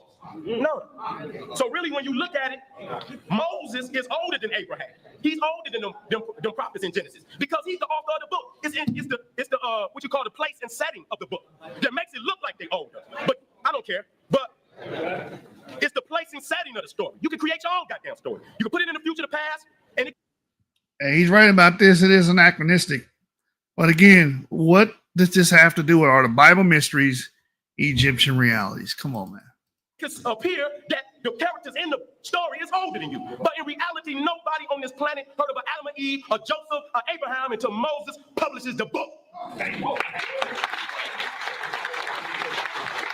And so when you go into Acts, it's going to give 3 40-year periods of Moses' life. He does not receive the 10 Commandments until the last 40-year period of his life. So when you look at the picture of Moses flow down the Nile and you see all the pyramids in the back, you got to understand, there is no Bible. He didn't get the Bible. What does this have to do with anything, man? Who cares? So you're having a different debate.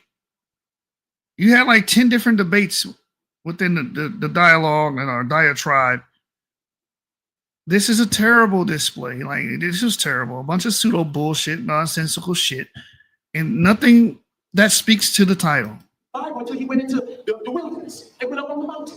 But you see these pyramids, how could you build it? Nobody ever heard of a dancing man till he wrote the book. Nobody ever heard of Abraham till he wrote the book.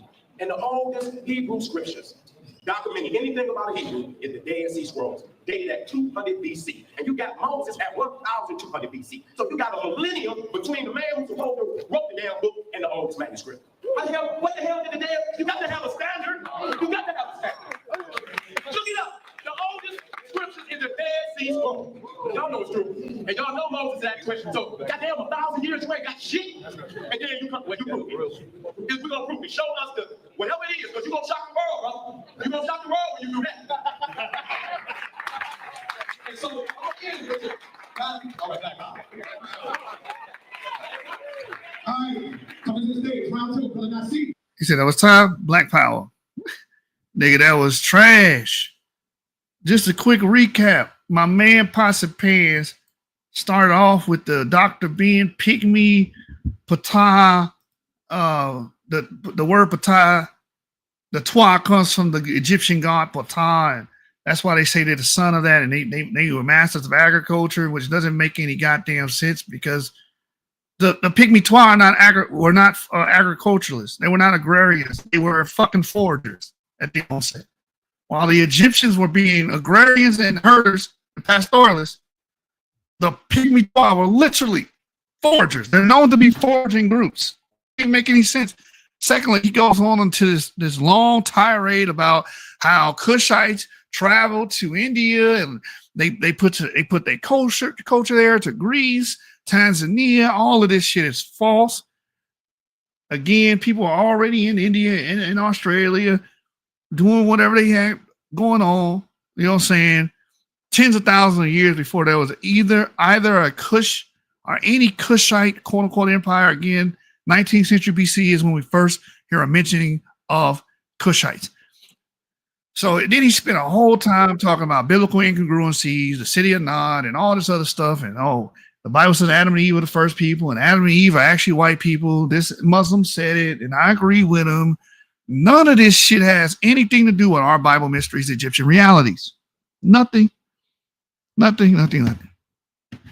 Terrible fucking debate, but very funny, very hilarious. The brother's high energy. Again, like I said, at the time, he was the star. He was the superstar of Sinetta TV. He was the superstar at the time. It was his platform, essentially. But he just was a super Pseud. And usually, and this is why I left a comment on Sinetta's video saying, you are the king of Pseuds. You are the king of Pseuds. You have introduced more Pseuds to this community and supported more Pseuds in the community than any other social media personality that I know of in this community, this little niche community that includes Afrocentrics, Black Hebrew Israelites, and everything in between, right? Terrible arguments. And then, so these people come from this area here, Mesopotamia and everything, and the Egyptians are literally related to those people, interrelated to those people, get their crops and get their animals from those people, and have been traveling back and forth. Again, lapis lazuli comes from Afghanistan, right? The potter wheel comes from Mesopotamia. The old ancient kingdom Egyptian literally has 20% of his DNA being tied to Mesopotamians and people of the Zagros, Transcaucasian region.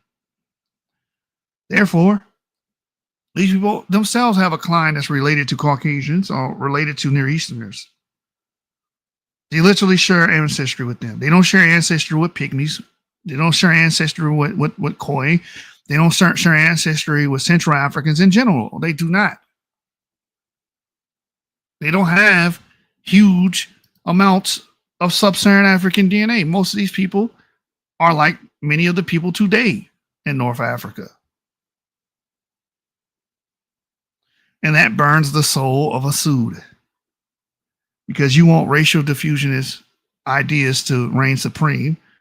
And they're all fictive. They're all false. Diop lied. Diop was wrong. Ivan Van Sertima was wrong. Dr. Ben was wrong. Dr. Ben literally was saying he believed in that Abo shit before the Abos. All of them were on board with each other.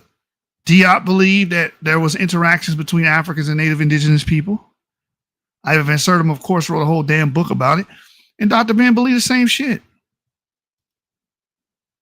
Diop said that the reason why the Yoruba have like almond-shaped eyes is because they have history with pre-colonial Americans, so to speak.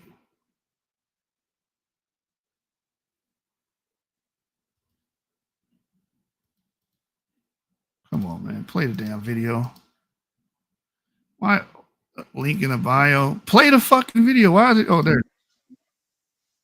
And some other black scholars believe that these people, African people, came to this continent before Columbus. We don't believe, we know. How do you know? What evidence? The evidence is there. For example, when you go to Central America, the Yucatan Peninsula, and at Ecuador and places like that, they have caches of Carthaginian money found 200 feet down in the ground, meaning that there were pluvial disruptions and those money was buried. So it indicates a period of time, at least from that, when you look at the stratas, you could tell the period of time in which they've been here. And when you're talking about Carthage, you're talking about at least 212 BC, when Carthage was finally destroyed by the Romans. Again, the Queen Makeda, which you call the Queen of Sheba, there are maps which Rome, the church in Rome, the so-called Holy Father, has suppressed these maps from the time of Justinian, showing South America and what is today called Central America. The maps there and Victoria, Makeda goes back to at least 892 BC. Before Christ. Let me point out another thing, just from the same article. I don't know if we can see this on television, but here is tell me what this is, and why do you see this as proof of the presence of Africans in America before? That is the head of an Olmec, and the Olmecs were said to be the first of the indigenous Americans. And if an Olmec walked in here, then you would believe that he had come from the middle of Africa. And there is no doubt about it that all of the writers prior to racism admitted that the Olmecs were in fact Africans who had come across here. There is no doubt when Pigafetta and others, the point is that Van Sertima is writing and others, but Leo Weiner in 1938 at Harvard University wrote a 2-volume book for which he was fired about the Africans, Olmecs being Africans. And let me bounce this off of you, okay? You take the same statue, you say that they're obviously black features, thick lips, broad nose. The stereotype. The stereotype. Other anthropologists say, I think Michael Cole was one of them. He says that this is not a black man. He said the people who made these statues, which I understand are 8 feet high, the people who made these statues didn't have sharp enough tools to give them white features. So they're not really black statues. They're white people carved with crude tools. What's your response to that? It's strange that the tools were not sharp enough to make narrow noses, but it was sharp enough to put eyelids. So it would seem to me that an eyelid is harder to make than a thin nose. But Michael Cole is no less a racist than the head of the Ku Klux Klan. So what they did was, we're not going to go to any rational argument. We're going to go to a bullshit argument, right? We're going to pull out a bullshit argument that we can easily dismiss. Well, your argument was done back then. It was dismissed back then. That's the thing about it. It was dismissed, as he brought up someone who brought that up 20 to 30 years before this. And he got fired for saying dumb shit like this. Oh, the Olmecs were Africans that came across the sea. That's lookership. The reason why they have the snub nose is because they live in a tropic zone, and that's advantageous for being in a snub nose. Thicker lips and stuff of that nature. Sharing features does not mean these are Africans. Indigenous people had those features, and today they still have those features that live in those zones. You're not saying any goddamn thing, man. This is the idiocy, and this is who Cyrus Susan Seti hangs his hat on. Dr. fucking Ben. And Dr. fucking Ben is a supreme pseudo. And that's the type of claims he was making. Let me see, facial.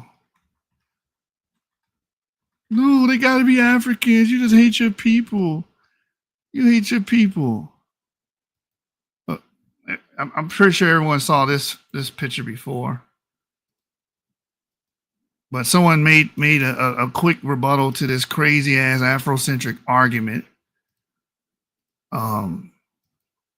Since y'all doing lookership, and I live in Texas, so I see people looking like this all the time. This ain't nothing new to me. Look, he has a snub nose in the lips. I mean, it's not too far fucking fetch. This is not these type of features, snub nose and thick lips.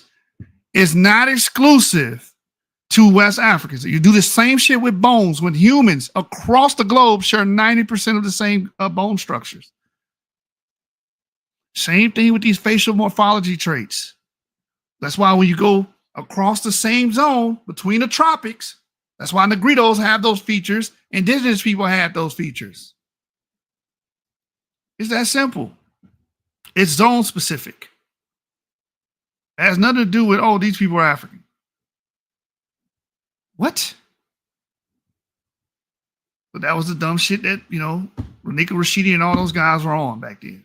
These are your damn masters. These are your master goddamn teachers. These are your master teachers, right? All right, so anyway.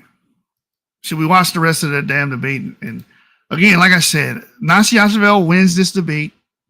But he's sued too. He just did a better job.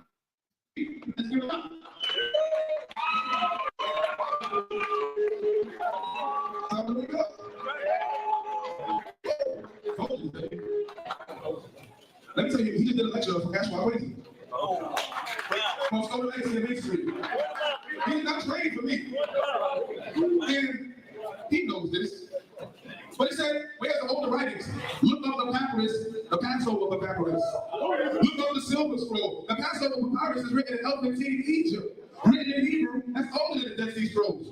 If you know anything about He killing them. Passover papyrus. All right, that's older. He said it's only as old as 200 CE, and we know now that the story is probably as old as 8th century CE. It had nothing to do with whether or not the story is true or not. We know the Torah is fictive. Like, we can prove that the Torah is fictive. But he's killing them on the dates argument. See, he was throwing a lot of shit out there and he's rebutting it. African traditions, you know that they went by an oral tradition called the griots. The griots transmit information orally. So if he's looking for ancient writings dating all the way back, he's playing games. He shows you a picture of some feathers being brought from Ethiopia, but what you cheer for and didn't understand is pre-dynastic Egypt is older than what he shows you. Y'all like any game play this lady. Y'all like my go? What's the little bit about the jokes now? He got a lot of stuff. He's real funny. But I want to go back to this, and we already know, so I'm gonna wind this up. Let us go. Yeah, he get a lesson from his teacher. Yeah, I know. Let's go. All right. Here you go with the tree of life right here. I'm gonna show you some signs. In this tree of life, you have the sun that's in the middle. Anybody that's in this tree of life? Like me, brother. That would be equivalent to radius in the middle. The highest point is representation of the highest truth, the infinite being, right? Now, if a man tells you to worship the sun, he has to also explain to you that the sun comes with negative energy and positive energy. And the only way to avoid the negative energy is to play to the highest form of the tree of life, which is God. Let us go to the next portion. You shall walk every day, and even fear him. Keep his commandments, obey his voice, and you shall serve him and cleave unto him. See, you have to follow commandments and have morals before you can teach anybody. And this brother shouldn't be up here teaching nobody. You should be sitting in the damn seat listening to a lecture. They need to be brought up on trial. How can you even teach a spiritual system like all these Africans vote about a higher power, they vote about God, but you swear to God? That's right. Then he tell you that Ethiopians and other civilizations, which I already told you and showed you in the Bible, then he comes back and says, how can you expect that Egypt is an old civilization? Y'all not paying attention. You can pack the DVDs up, they not going nowhere. There's two main paths in the Kemetic science. The path of Ra, which is learning about energy and how to use it for good and evil. The path of Asar, which is identifying with yourself, Asar, a God man, a woman, and you can be the Lord. Consciousness will protect you when you're following the path of Ra. You have to become one with the Creator in order to follow the path of Ra or follow Asar to be safe. Listen to me there. I'm going to show you science today, but you're not going to teach you. The path of Ra can be used for good and evil. You know what that path is really called today? Food. Let's go to the next step. I'm going to show you. And let's go over to go working with it. So he drove up man in place like easily guarded a cherubim, a flaming sword was turned anyway to keep away the tree of life. If you know anything about Hebrew science, that sword is represented What that sword that set is a representation of a star or comet. A rotating star or comet is the sun. What happens if you're not close to God, the sun can produce energies into the very brain from the right hemisphere of your brain. This is the science you have to know in order to move forward. But how are you expecting to learn a lesson from a man who doesn't have no respect for his own pineal gland? So we talking, let's talk, and let's do this for the next one. And he said, "The name shall be no more called Israel, but a prince, not a power of God and man."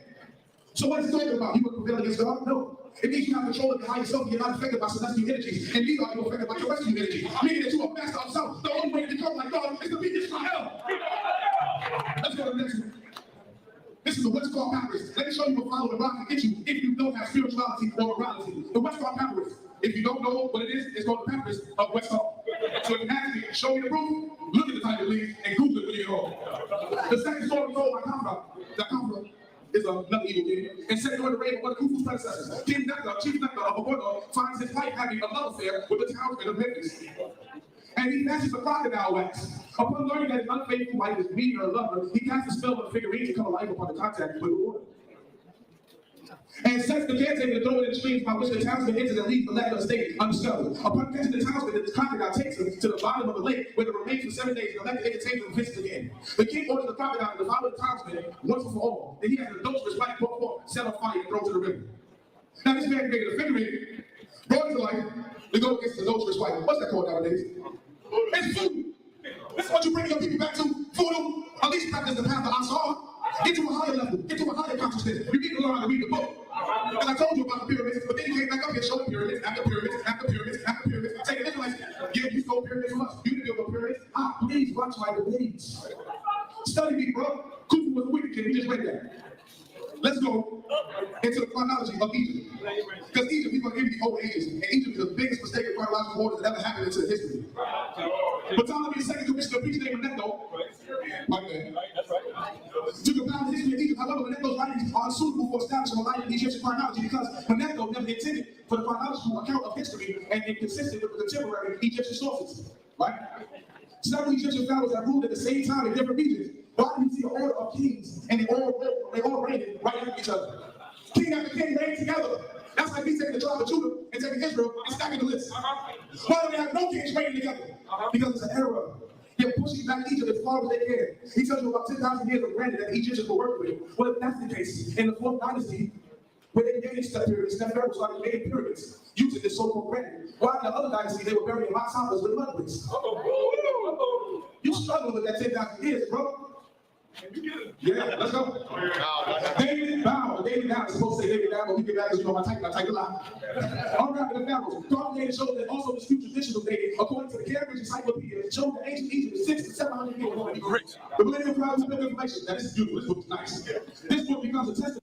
So he's killing the idea that they had a 11,000-year-old dynastic period, which is just emphatically false. Like, yeah, a lot of these people have a time issue. Even this guy has a time issue. All these guys, because I think he brings up Moses is going to be Amen Mesu, which also Dr. Cooney believes the same thing, that, Moses is probably Amen Mesu. He's going to go into that argument, blah, blah, blah. If you're going to say that, then the Ramesses III would have to be the goddamn fucking pharaoh of the oppression, because Ramesses II was long dead when we see Amen Mesu. We don't know too much about him. I think he's a viceroy from Kush. That current Egyptologists have expanded the time BC by 800 erroneously. They made a mistake. I'm going to show you how. Ramses II at his time, Velikovsky exhausted his research preparing a book to establish facts about the debate of Ramses II that would be hard for any sensible person to refute. We must not be dealing with sensible people. Watch this. How can Egyptologists like Cecil beat the middle place Ramses II before 1400 BC when Velikovsky has unearthed both legs of the correspondence between Nebuchadnezzar and Ramses? Ramses is supposed to be 1200 BC. You can laugh and cry later. He's supposed to be 1200 BC. How is he corresponding with Nebuchadnezzar, which comes 800 years later? That's right. Egyptian timeline don't fit no timeline. The Bible correlates with everything. It messes with Syria, it messes with Babylon. Only one of those synchronized with Egyptology. Because y'all made it up. Y'all teaching your Central European. Egypt. Talking about the white man, black power, black power. We heard that for 40, 50 years, and we still in the same very building. Let's go. That's right. Let's go. Witnessing remarks. They talked about Aaron, this is breaking down the timeline. We go. Let's go. Welcome to Ethiopia, the ancient Kushite empire. This is a beautiful book. They say emperor was supposed to be empire. No, I'm so hyped. I'm going to show a Seti. All right. Egyptians say that they in their language and he has to spoke about Punt. Yeah, you notice that, right? He's not going to speak about it. He got 10 minutes left. It's over people. Punt is generally accepted today. Egyptians said that they got their religion, and that's come from the land of Punt. Punt is generally accepted today to have in Somaliland, South of Nubia, whatever. Punt was called the Holy Land. Now, Egypt was the Holy Land? You didn't even think your whole land was holy? But I'm showing you where the book tells you Punt is Somalia. So I'm going to show you the opposing view, unlike some biased researchers. Let's go to the next one. See, now this sister, she's going to say something. She's going to tell you a little something about it. She's going to try to break it down. I'm going to show you what the Egyptians say. Ain't no favorite author of life of ancient Egypt and ancient religion. It states the person who was responsible for highly developed Egyptian civilization was from Punt, an Asiatic country. They were opposing view, but that's not my statement. Let's go. Cooking them. He said Punt was Somalia. There's a lot of theories on what Punt is referring to. I just read from the Oxford Handbook of Egyptology, and he basically said it's the Horn. So that I guess you can include Somalia or whatever in that, whatever. But he's making a better argument, even though he had some pseudo shit too, reading from that Bible info book. Like, of course, they're gonna say the timeline's wrong because they're trying to fit their 15th century Exodus in there. Anyway, another Egyptian argument, and he said that you're not gonna find no kings. Oh, anybody ever heard of Yashuvel? I got pictures of them. I go to the mall. Have you ever heard about that Hezekiah prison? With Sennacherib? Sennacherib is arguing with Hezekiah, he's going to kill him. But Hezekiah don't exist according to Seti in the preliminary. So they go back and 2 weeks later, and I'll hit you with the information. He's probably not only with the land certain kind of thing. They tell you these even times that they stack their chips against people. They're doing stuff. I can call for people all over the place. Even the damn sold themselves on. I have to understand the villages, and I set fire to them. I carried up the inhabitants, also the herd of cattle. I planted all the plantations of fruit trees. I had many vessels built on the monuments for God's land in the neighborhood of Byblos. Then on the mountain of Nile, my majesty erected my stela, carved in the mountains of the western side of the Euphrates. Anybody know what Byblos is? Yep. They call it God's land. I don't look at no Somalia thing. So I know the God's land. And let me tell you, this boy came up here and said Abraham. You should have watched the debate with Polite because there goes the problem with the hang and the cat again. Ham in the Bible is calm, not calm. Abraham is calm, not calm. He killing them. You killing them. The Abraham shit he was bringing up. Oh, Abraham, not Abraham. You killing them on that. He brought up Egyptian text. It's just a claim, but they say, oh, the land of God land and God's land in Byblos or whatever that's supposed to mean. But to him, that's a point, you know. Like I said, I got to give him a credence because he's trying to make the argument. And the other guy was just all over the place, throwing spaghetti all over the fucking wall and pissing his parents off. Let's go to the next one. And he said, yeah, I'm too much like it. Let's go down. You look at YouTube when you see it later. The time you read Zechariah 6, the story of Gilgamesh is expressive for immortality is told in the epics of Gilgamesh. A long text written on the clay tablets discovered by archaeologists in both original Sumerian and various ancient translations. It tells us what we will believe that Gilgamesh was not persuaded on an object that fell from the sky or deemed by him a sign from heavens that he should not give up. Agreed to help him soon, revealed to him that there's a place in the cedar mountains. A landing place in which Gilgamesh could ascend to the divine abode in order to reach the cedar mountain that is now Lebanon. So even in the ancient Sumerian text, the land of God was in Canaan. So when they tell you Somaliland, and I just showed you the stela that tells you it's not in Somaliland, you can argue, you can tell me what Dr. Ben said, I'm telling you what the Egyptians say themselves. How you gonna trump that? I'm gonna see this fellow with some foolish picture showing the white man and he lost your mind. The white man wrote the Bible, right? The white man didn't write no Bible. If the white man wrote the Bible, the Greeks go to the Bible, and every other place televised it. Alexander go to Egypt and go to Israel and something, and that man said that Alexander came to Egypt, which didn't exist, and destroyed them nothing in Egypt. I'm not heard on videotape, but I'm tired of showing this stuff. Let's go to the next thing. Abraham received Zechariah 6, it's just powerful than anybody else. Yo, be quiet. Yo, let's get it down, brother. Listen, come on, man. It's okay. It's okay.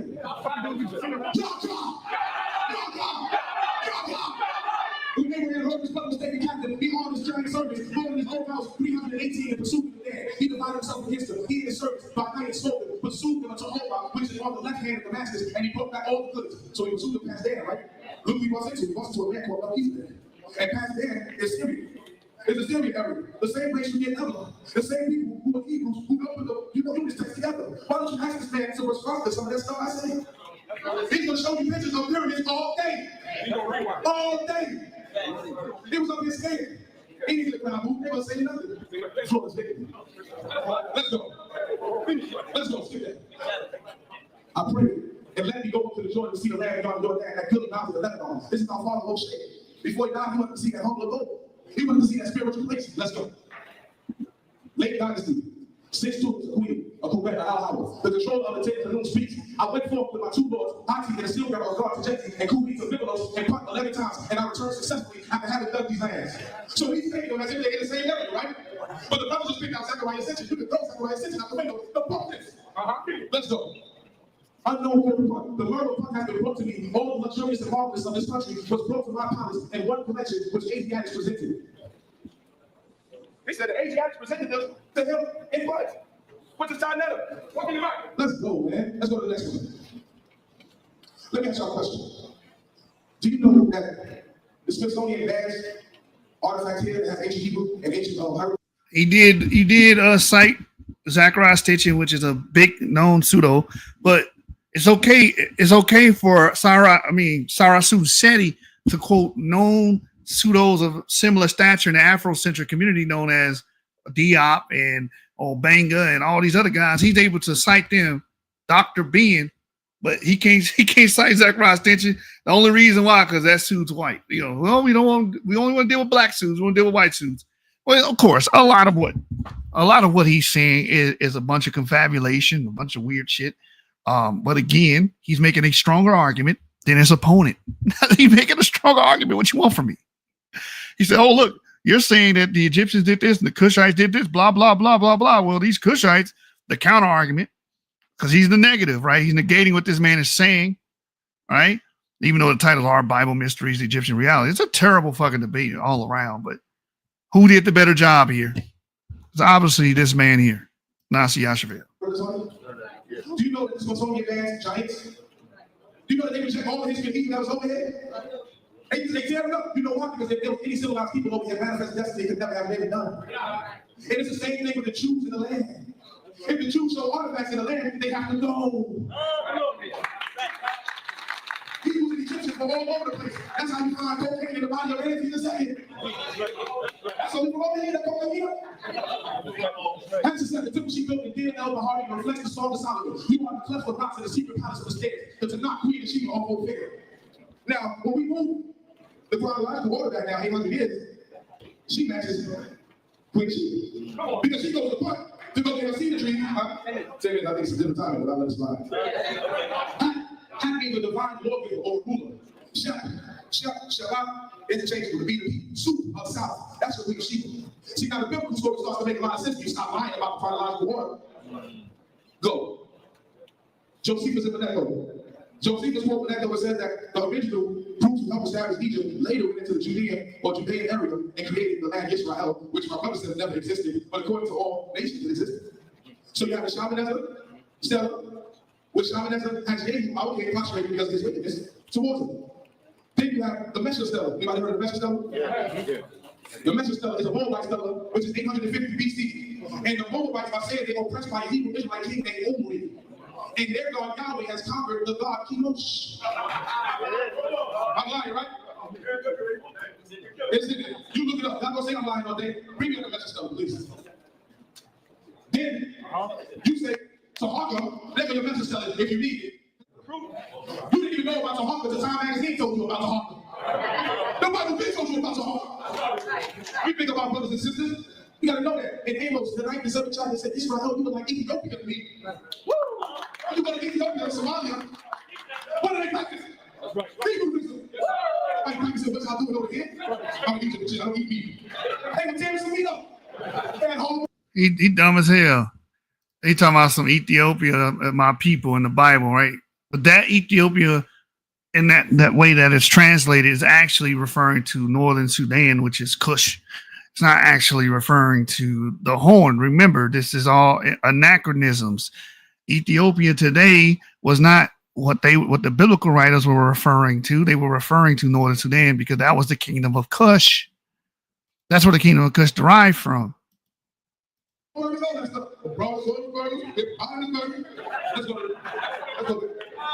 They go, this is not his prison. They go China, that's a black house. Let's go. Passover for Jews. 450 BC. And let me tell you about the Hebrews and elephant team. The Hebrews and elephant team lived on a little island. They were paid by the Egyptians to bring forth their knowledge. So they were supported by the community. If you look at the history of elephant team, so we can't sit here and act like Israelites can't do nothing when the man says Dr. Big Yashuvel is his teacher. In fact, everything he stands on is wrong. He gives you a holy trinity and says that I don't believe no Bible, I don't believe no scripture. There is no God. But then he shows you Marcus Garvey was a Christian. Then he shows you Dr. Ben was a black Jew. Then he shows you how even how he was a Muslim. He been fooling us for 2 years long. Let's go. Let's go. Mount Sinai, the Red Sea crossing the site where Yahweh gave both of the 10 Commandments. Exodus 3:11. If you look at this, what happens is the Sinai Peninsula, the Sinai is not really serious. That's what they start doing. They start moving stuff from here to there. So you don't know where to go look for that. Hey, you talk about the Bible. When you came into America, the Bible was the only thing that made you sovereign. And Malachi Z spoke. He states that this is the reason why they start burning down black churches, because the community became sovereign on the lower level of the aspect of God. If you claim God in the court, if you claim God in front of the officers, they have no bullshit over you. You're God's people. You're not in possession. So the man teaches you about God. That's nonsensical garbage. You God's people. You not those people. Blah, blah, blah. They gave you immunity in court. Terrible argument. You gotta be building a cell phone, a tape. Let's go. Let's go.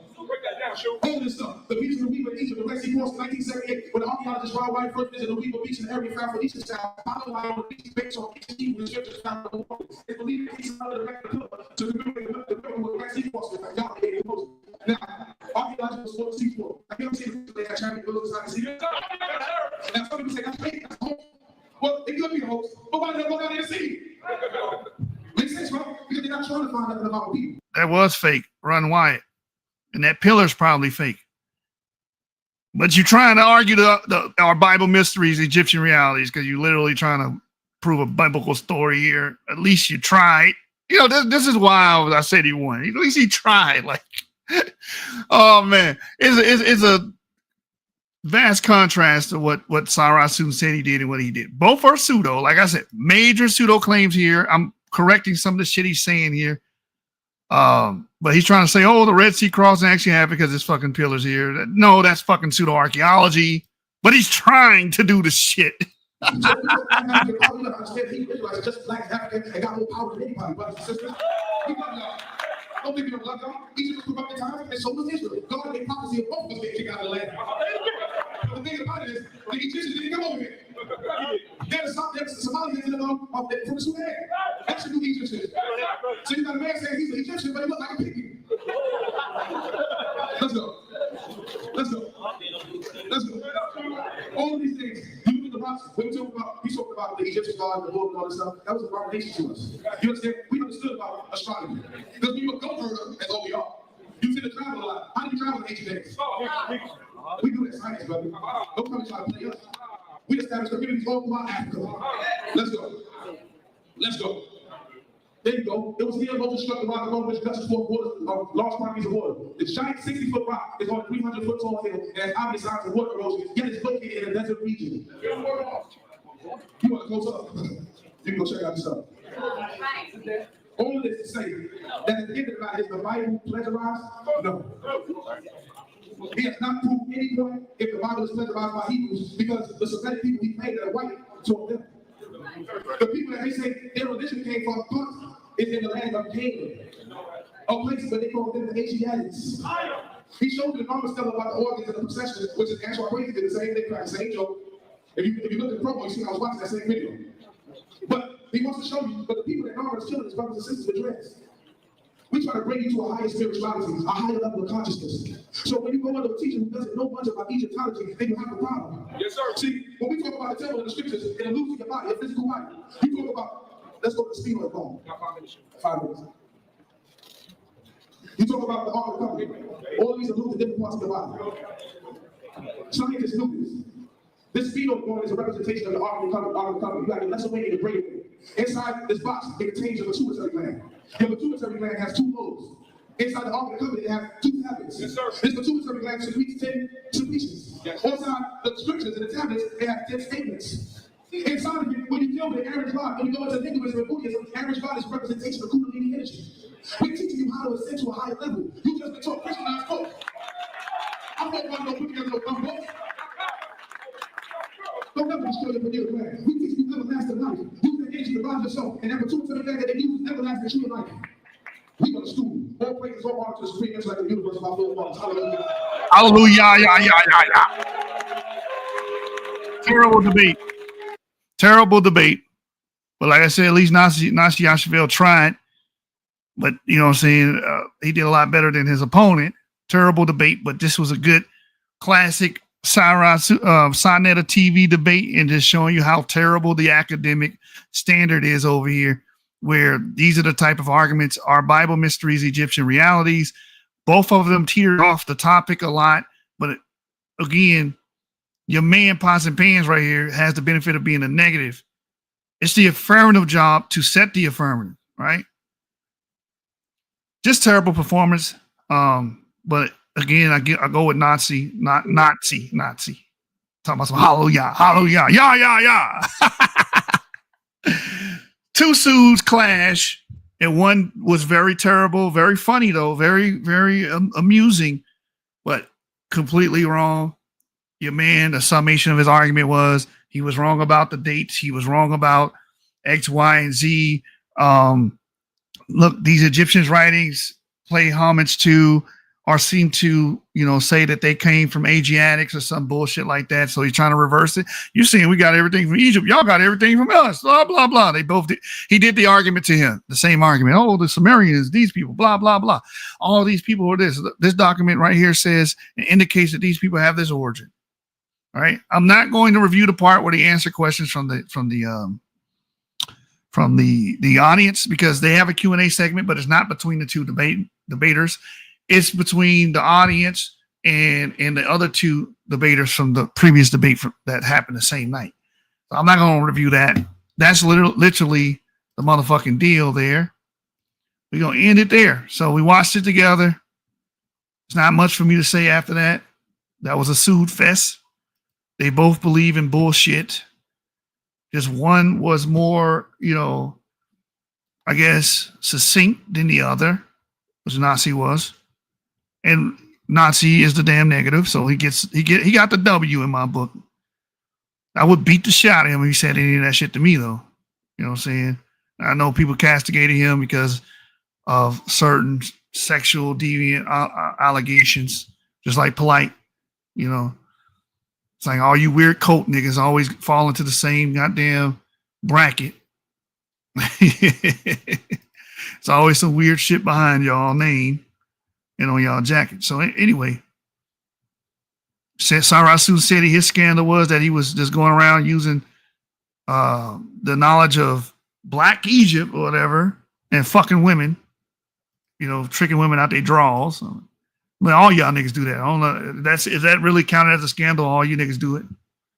If all you niggas are committing that? Anyway, I forgot what I was doing. Oh yeah, I'm closing out. Let's get the fuck out of here, man. Kingdom of Kush is Iraq, not Sudan. I've heard this argument before. No, it is Northern Sudan. That's what they're referencing. And I understand you're talking about the quiche or whatever. Sure, I'm not arguing it. I'm out. Let's get the fuck out of here. Yeah.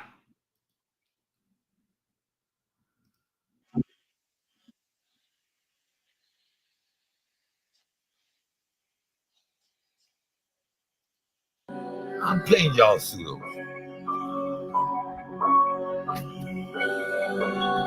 Always the same shit.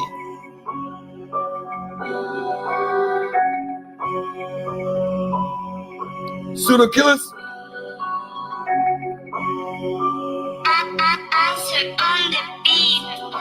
Slide on the pseudo any day of the week. Got them running scared, demonstrating their weak. Turning up the pressure, now they feeling the heat. I'm stopping all these niggas, man, calling it feet. I got my Nike song, I run these YouTube streets. We're racking up the bodies, man, one at a time. I leave a bloody mess at the scene of the crime. Hunting to the blood, I'm always on my grind. Call me single love, got one thing on my mind.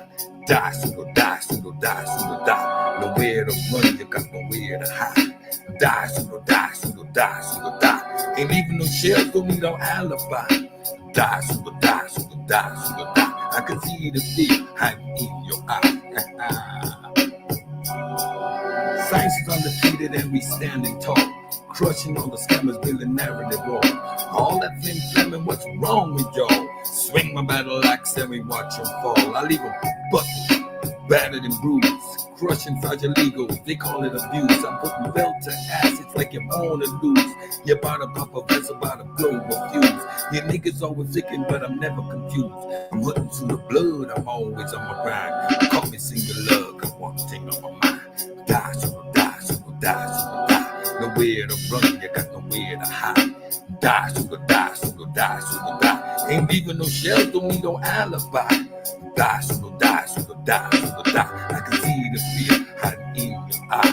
I see all the hating, it's fine by me. You pseudo-laying scammers are my enemies. All the misinformation is a tragedy. Now I'm in them garden pulling up the weeds. Y'all be the sickness like a fucking disease. I'm a pseudo-killer nigga, got the remedy. So I do this for fun, completely for free. And watch a pseudo die, it's joy for me. So I'm always pseudo hunting, I'm always on the grind. Call me single love, got one thing on my mind. Die, pseudo die, pseudo die, pseudo die. Nowhere to run, you got nowhere to hide. Die, pseudo die, pseudo die, pseudo die. Ain't leaving no shells, don't need no alibi. Die, pseudo die, pseudo die, pseudo die. I can see the fear. Y'all just getting ready to deal with a pseudo killer nigga. You gotta come with all your flim flam, bullshit, narrative, get crushed every time. Stomping on you niggas every time.